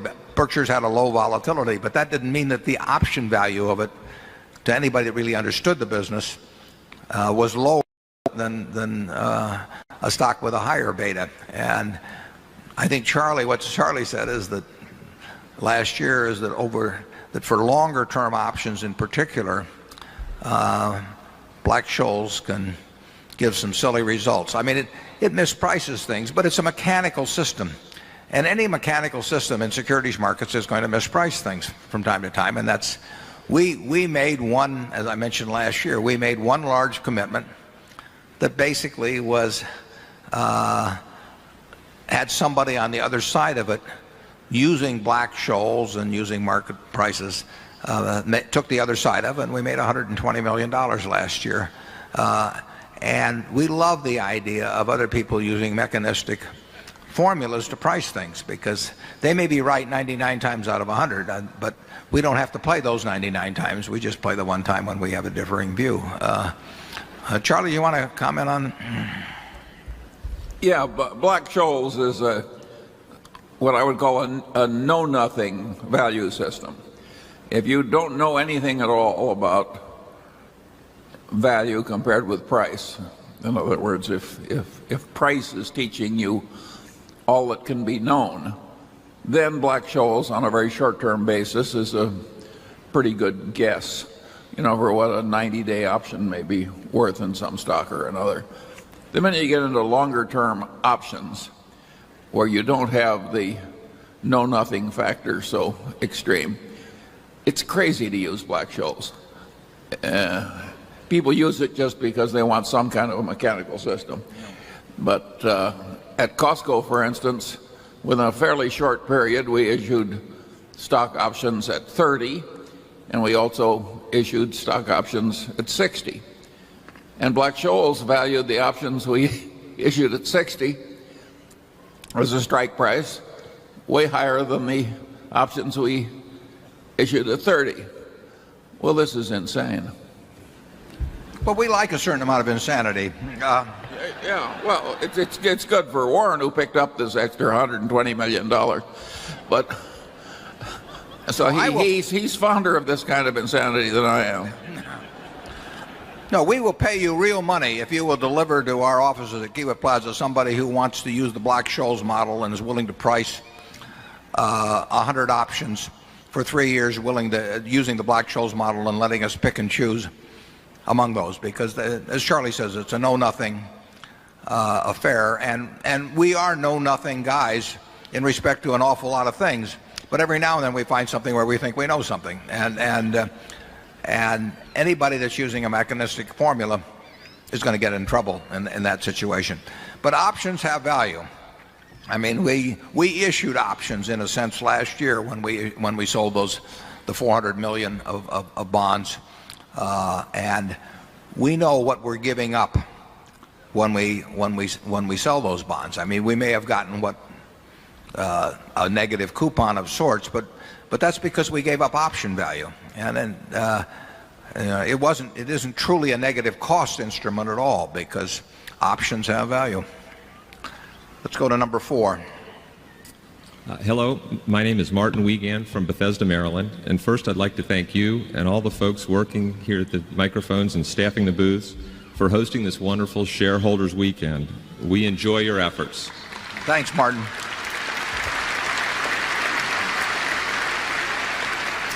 My question is about a company getting its employee compensation aligned with shareholder interest. Charlie Munger, in one of his outstanding Investor Digest interviews, cites the case of FedEx getting it right. In the newspapers, we've all just read about American Airlines, Bethlehem Steel, and a lot of other companies getting it wrong. I find precious little written about compensation systems. Would you share with us how you get it right at Berkshire Companies? Also, your old golf coach and racetrack friend Bob Dwyer asked me if you would like to share with us your pick in the Kentucky Derby. Is Bob back there with you, Martin? No, in the middle. Oh, Bob. Yeah, Bob and I did spend a lot of time at the racetrack in high school. He was not only the basketball coach at Woodrow Wilson High, but he was also the golf coach. And whenever I wanted to go to the races, he would write an excuse to my other teachers saying that we had to go out for the golf team. And then we would head off to Charleston or Havre de Grace or Pimlico or someplace, and he cleaned up his act subsequently. It's good to have Bob with us. He was known for his famous 3-iron shots. He was known as Trolley Wire Dwyer in those days. Charlie, do you want to talk about comp a little? Well, as the shareholders know, our system is different from that of most big corporations. We think it's less capricious. The stock option system will give extraordinarily liberal awards sort of by accident to some people, and it will deny other people any reward at all at some different time, in spite of great contributions made by the people who are getting nothing. So, except where we inherit it, we just don't use it. But we must be in a minority far less than 1%, right? It's where we like to be, right?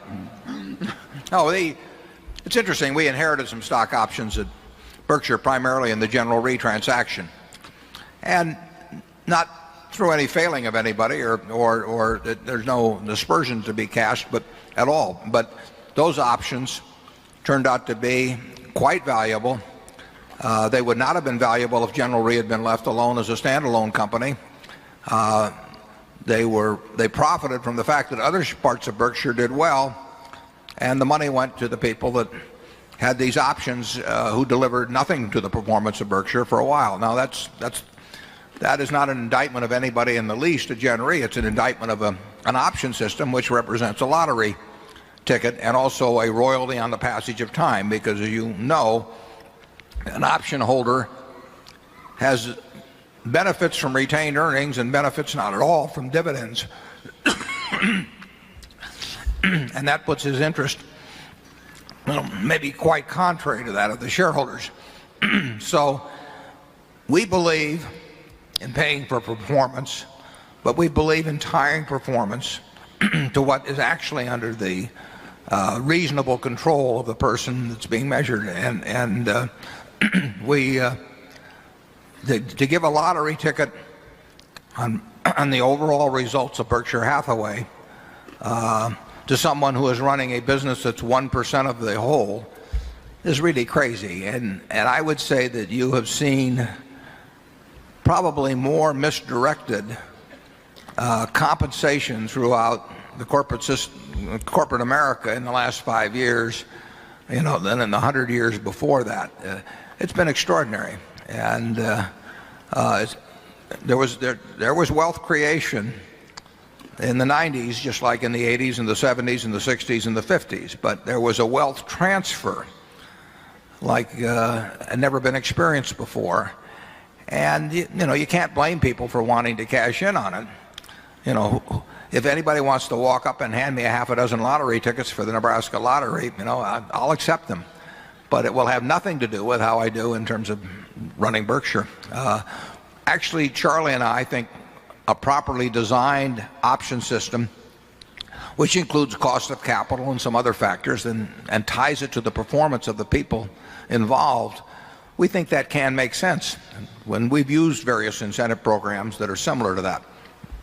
But the idea of just passing them out and telling people that for 10 years they get a free ride and then repricing, if your stock goes down, their stock doesn't go down, their option price goes down, that is not our idea of a great compensation system. If we are right with our general approach, it has considerably important implications, because the natural implication is that more than 99% of corporate compensation systems are more than a little crazy in America. And I want to emphasize that Berkshire is not illiberal. I mean, we've got various incentive systems out where people make tens of millions and may make hundreds of millions.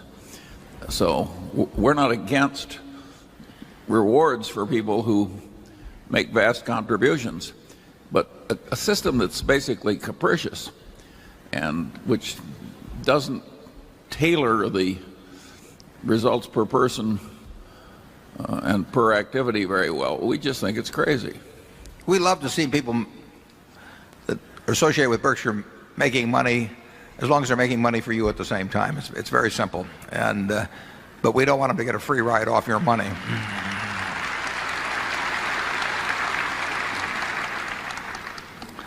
Compensation's an interesting subject, and I'm going to write about it next year some. But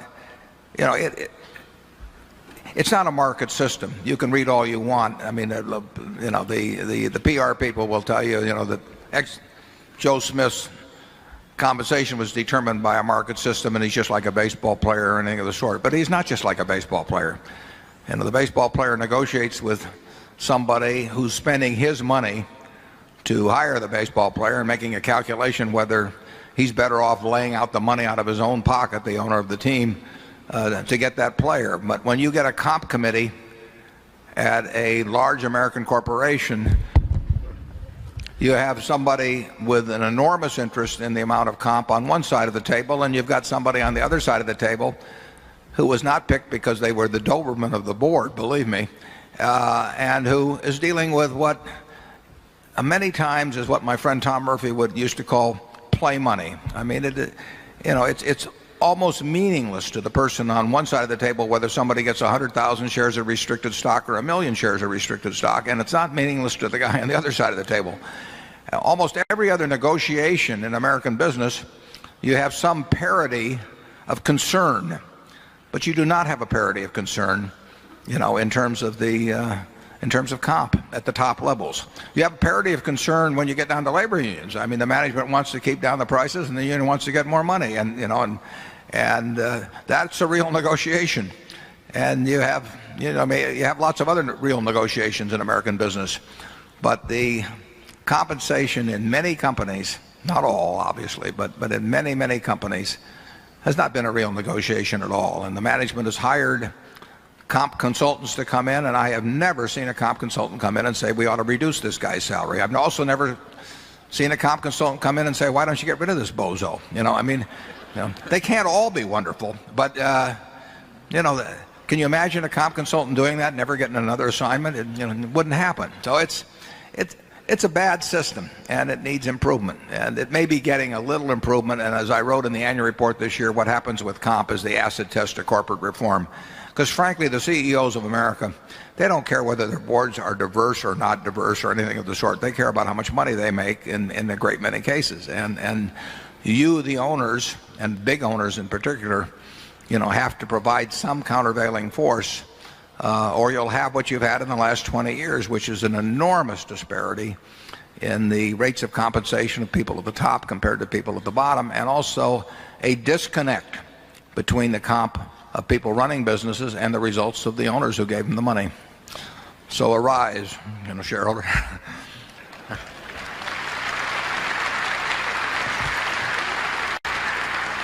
Let's go to number 5. My understanding is that the University of Florida has instituted a couple of courses that actually Mason Hawkins gave them a significant amount of money to finance, and I believe they're teaching something other than efficient markets there. There's a very good course at Columbia, I know, that it gets a lot of visiting teachers to come in. I go in there and teach occasionally, but a number of practitioners do. So I think the efficient market theory is less wholly writ now than it was 15 or 20 years ago in universities, but there's a lot of it taught. But I think you can find more diversity in what is being offered now than 10 or 20 years ago, and I'd recommend looking into those two schools. It's really quite useful. If you had a merchant shipping business, if all of your competitors believe the world is flat, it is a huge edge, because they will not take any on any cargo to go to places that are beyond where they think they will fall off. And so we should be encouraging the teaching of efficient market theories in universities. And it amazes me. But I think one time that was it Keynes that said that most economists are most economical about ideas, that they make the ones they learn in graduate school last a lifetime. And what happens is that you spend years getting your PhD in finance, and you learn theories with a lot of mathematics in them that the average layman can't do, and you become sort of a high priest, and you get an enormous amount of yourself and ego and even professional security invested in those ideas, and it gets very hard to back off after a given point. And I think that to some extent has contaminated the teaching of investing in the universities. Charlie? Well, I would argue that the contamination was massive. But it's waning. Yeah, it is waning. It's waning. The good ideas eventually triumph. My question is what are the mental tricks you have, or how do you overcome these behavioral and emotional traps like anchoring, and what advice do you have for us? Well, that's a good question, and of course it first in recognition of the fact that they can be traps, and that you will be affected by them, and you will make some mistakes because of them. But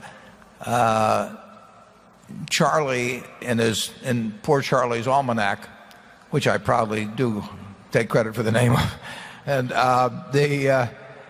he talks about the various psychological traps that people fall into, and simply reading that section, you will come away wiser than before you started on it.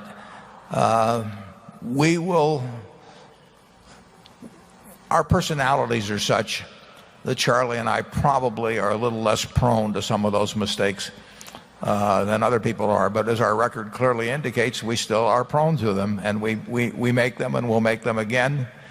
we're probably a little less inclined to make some of them than we were 30 or 40 years ago. But, you know, the nice thing about it is, though, is that if you make fewer of those mistakes than others, you know, they will continue making their share and you'll get very rich. Charlie? Yeah, you don't have to have perfect wisdom to get very rich. All you've got to do is have slightly more than other people on average over a long time.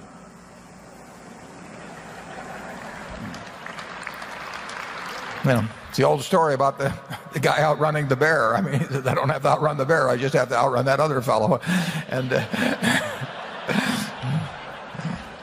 number 5. I think what has happened at Berkshire is just wonderfully for the good.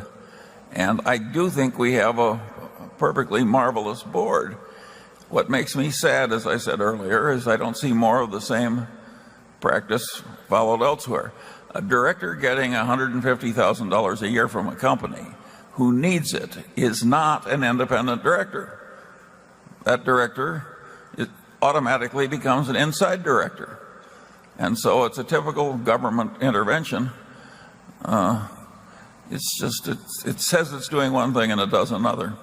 Yeah, I've been on 19 boards. I've never seen a director where the director's fees were important to them object to an acquisition proposal, object to a compensation arrangement of the CEO. It's just never happened, you know. And in my experience, and you know, they frequently do not behave as they would if they own the place. And basically, we want people that behave as if they own the place. The correct system is the Elihu Root system. Elihu Root, who had 3 different cabinet appointments, if I remember right, said no man was fit to hold public office who wasn't perfectly willing to leave it at any time. And if Elihu Root didn't approve of something the government asked him to do, he could always go back and be the most sought-after lawyer in the world. He had an identity to go back to, and he didn't need the government's salary. And I think that ought to be more the test in corporate directorships. Is a man really fit to make tough calls who isn't perfectly willing to leave the office at any time? My answer is no. Yeah, we have one of our directors who's been removed twice from compensation committees of other corporations because he had the temerity to actually question whether the compensation arrangement being suggested was the appropriate one. I mean, it's being put on the comp committee of American corporations. As I've said, they're looking for chihuahuas and not Great Danes or Dobermans. Yeah. And I hope I'm not insulting any of my friends that are on comp committees. You're insulting the dogs. No.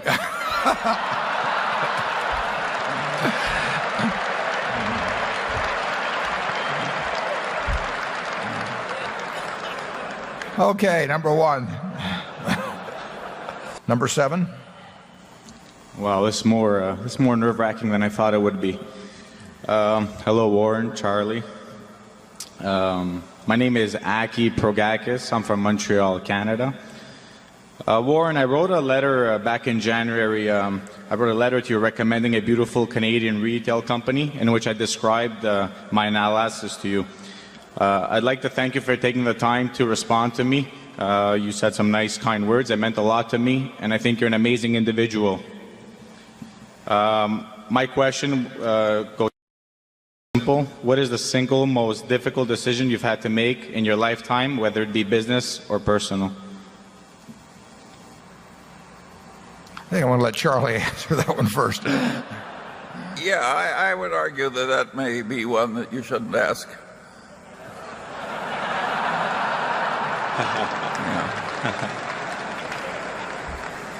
Or let's put it this way, I think you should answer it with several interesting examples before you ask us to answer. That's a little dirty. It's interesting. But as Charlie was talking, I I can't think of a lot of difficult, I can think of a lot of wrong decisions I've made. But I certainly can't think of anything I agonized over making for any long period of time. Like I say, that isn't, I mean, it's calling balls and strikes. I mean, you got a second there, and if you don't do it, that you're no longer an umpire. So I've made plenty of wrong decisions. I'm going to make plenty more. That's just part of living. But I don't think in terms of being difficult as measured by the time it took me to do it, or not a lot of them pop to mind, and if they do, I'll probably give you the same answer as Charlie. Charlie, have you thought of any more there while we were talking?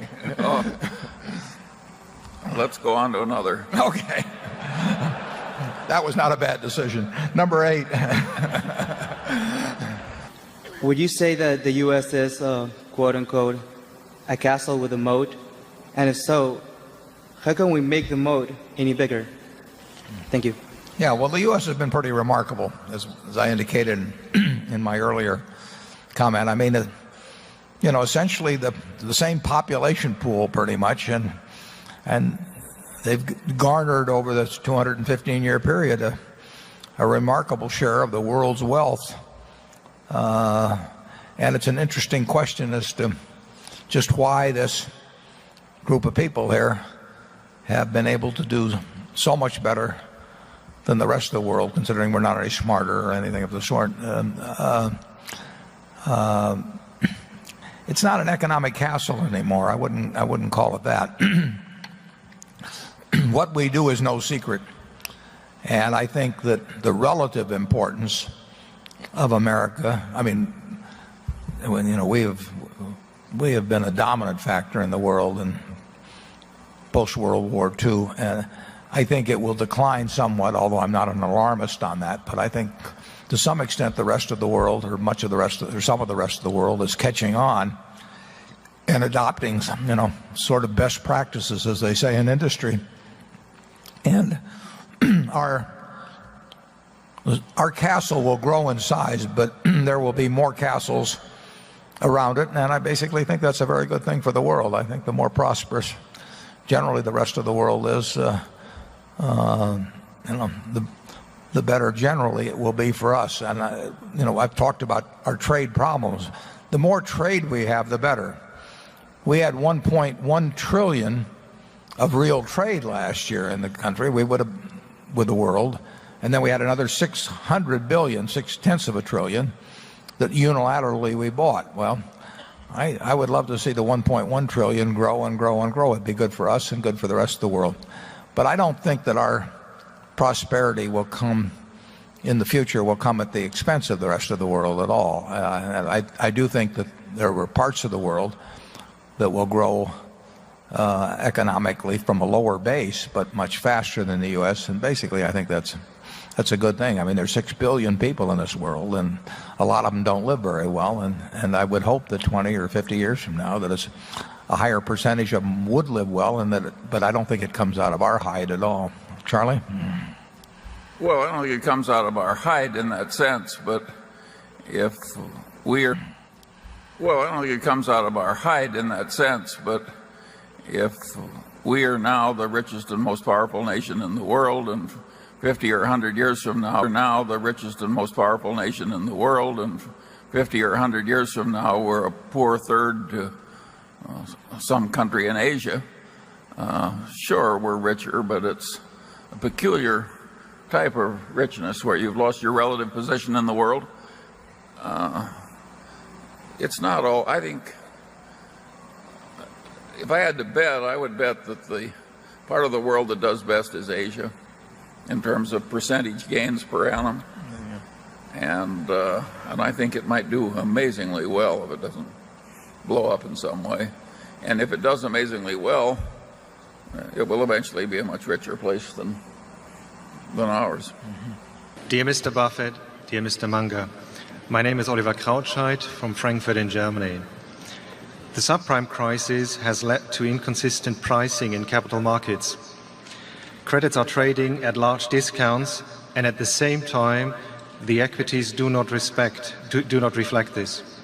My question is, when will this be over, and how do you take advantage of market dislocations? Well, when there are market dislocations, there are always ways to take advantage of it, but we'll leave for you the joy of searching for those.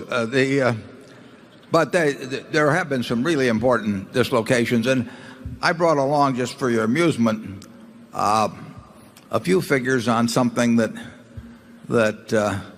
we've done recently, but it doesn't have any big significance for Berkshire. I mean, Berkshire will make some extra money out of this. It doesn't take any time to think about, but it does illustrate just how dramatic the changes were. And the ones I brought along relate to the tax-exempt money market funds. There were 330 billion of these. That's a lot of money, 330 billion.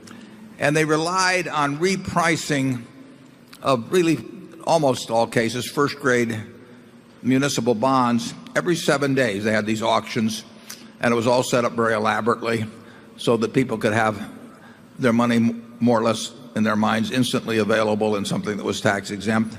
And they were marketed extensively. And I brought along, for example, here's one that related to they were backed by various municipal issues. This happens to be one by the LA County Museum of Art. Just pull that out. And on January 24th, it was marketed at 3.15%. January 31st, 4.0. February 7th, 3.5. February 14th, 8%. Now, how can a tax-exempt bond of short-term nature be selling at a 3.5% rate 1 week, and 1 week later on Valentine's Day be at 8%, and 1 week after that be at 10%? It's now back to 4.2%. Now, those are huge dislocations in markets. That's crazy. It'd be one thing to be some little obscure item, but this happened with billions and billions and billions of dollars of securities. It even happened, we get these bid sheets every day, and this happens to be a bid sheet, I think from Citigroup, and they were repricing these every 7 days. And what you would find on these, you'll see there's lots of issues involved.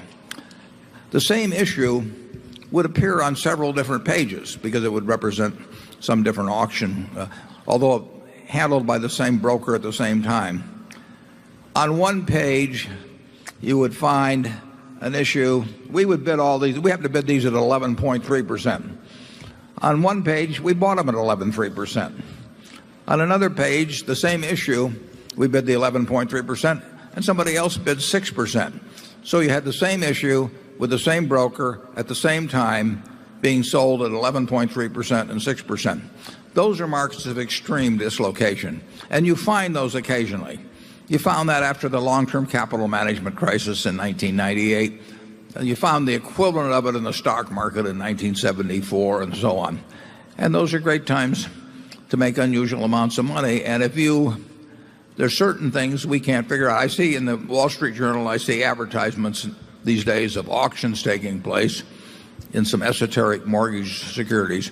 If you had enough time, you could probably figure out some of those that were very mispriced. We don't fool around with that we just don't have the time. We were able to do we have about $4 billion in this right now.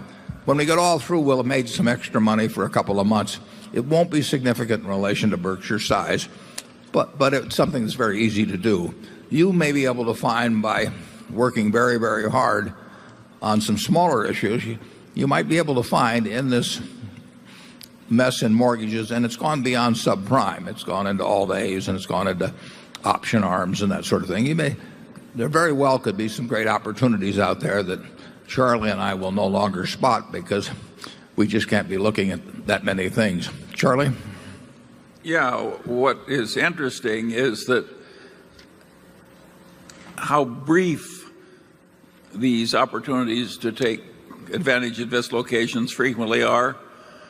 Some idiot hedge fund bought unlimited municipal bonds at incredible margins. I think they bought 20 times more municipal bonds than they could afford with their own money, borrowing all the rest. And when those things were dumped on margin calls, municipal bonds suddenly got mispriced in America.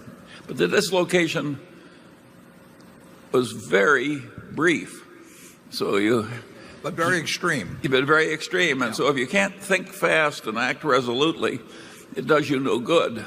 So you're like a man standing by a stream trying to spear a fish, and the fish just comes by once a week or once a month or once every 10 years. And you've got to be there to throw that spear fast before the fish swims on. It's a pretty demanding business if you do it right. But there have been times, I mean, in the junk bond market, there was a 3 or 4 month period in 2002 where some really incredible things happened, and they happened on a large scale. So, yeah, it happens about twice a century. Yeah. Which means that he and I have only had 4 or 5 times when we could do it. Good afternoon, Mr. Buffett, Mr. Munger.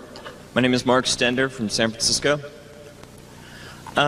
My question involves, if you live in California, which I understand you do some time of the year, it's almost mandatory that you shop at Whole Foods markets. They sell a lot of organic food there, and I was wondering if anyone ever tried to feed you organic food or organic food stock. I've never been near the place, but Charlie, who I've never thought of as a health nut, but he may have some comment to make on this being a Californian. No, my idea of a good place to shop is Costco. Costco has these heavily marbled fillet steaks in the finest grade, and the idea of eating a little whole grain whatever, or washing it down with some carrot juice has just never appealed to me. We don't have a lot of arguments between the two of us about where to eat. Number 9. Hello, thank you. I'm Sherman Silber from St. Louis. I'm a fertility doctor in St. Louis. We kind of view ourselves as the Berkshire Hathaway of infertility treatment. We don't know anything really about business. We're doctors and scientists. And so first, I'd just like to say I really appreciate the people that you have on your board and would like to keep it that way, because we do know a lot about character, and I'm happy to have our savings safe with you and the people of character that represent the company.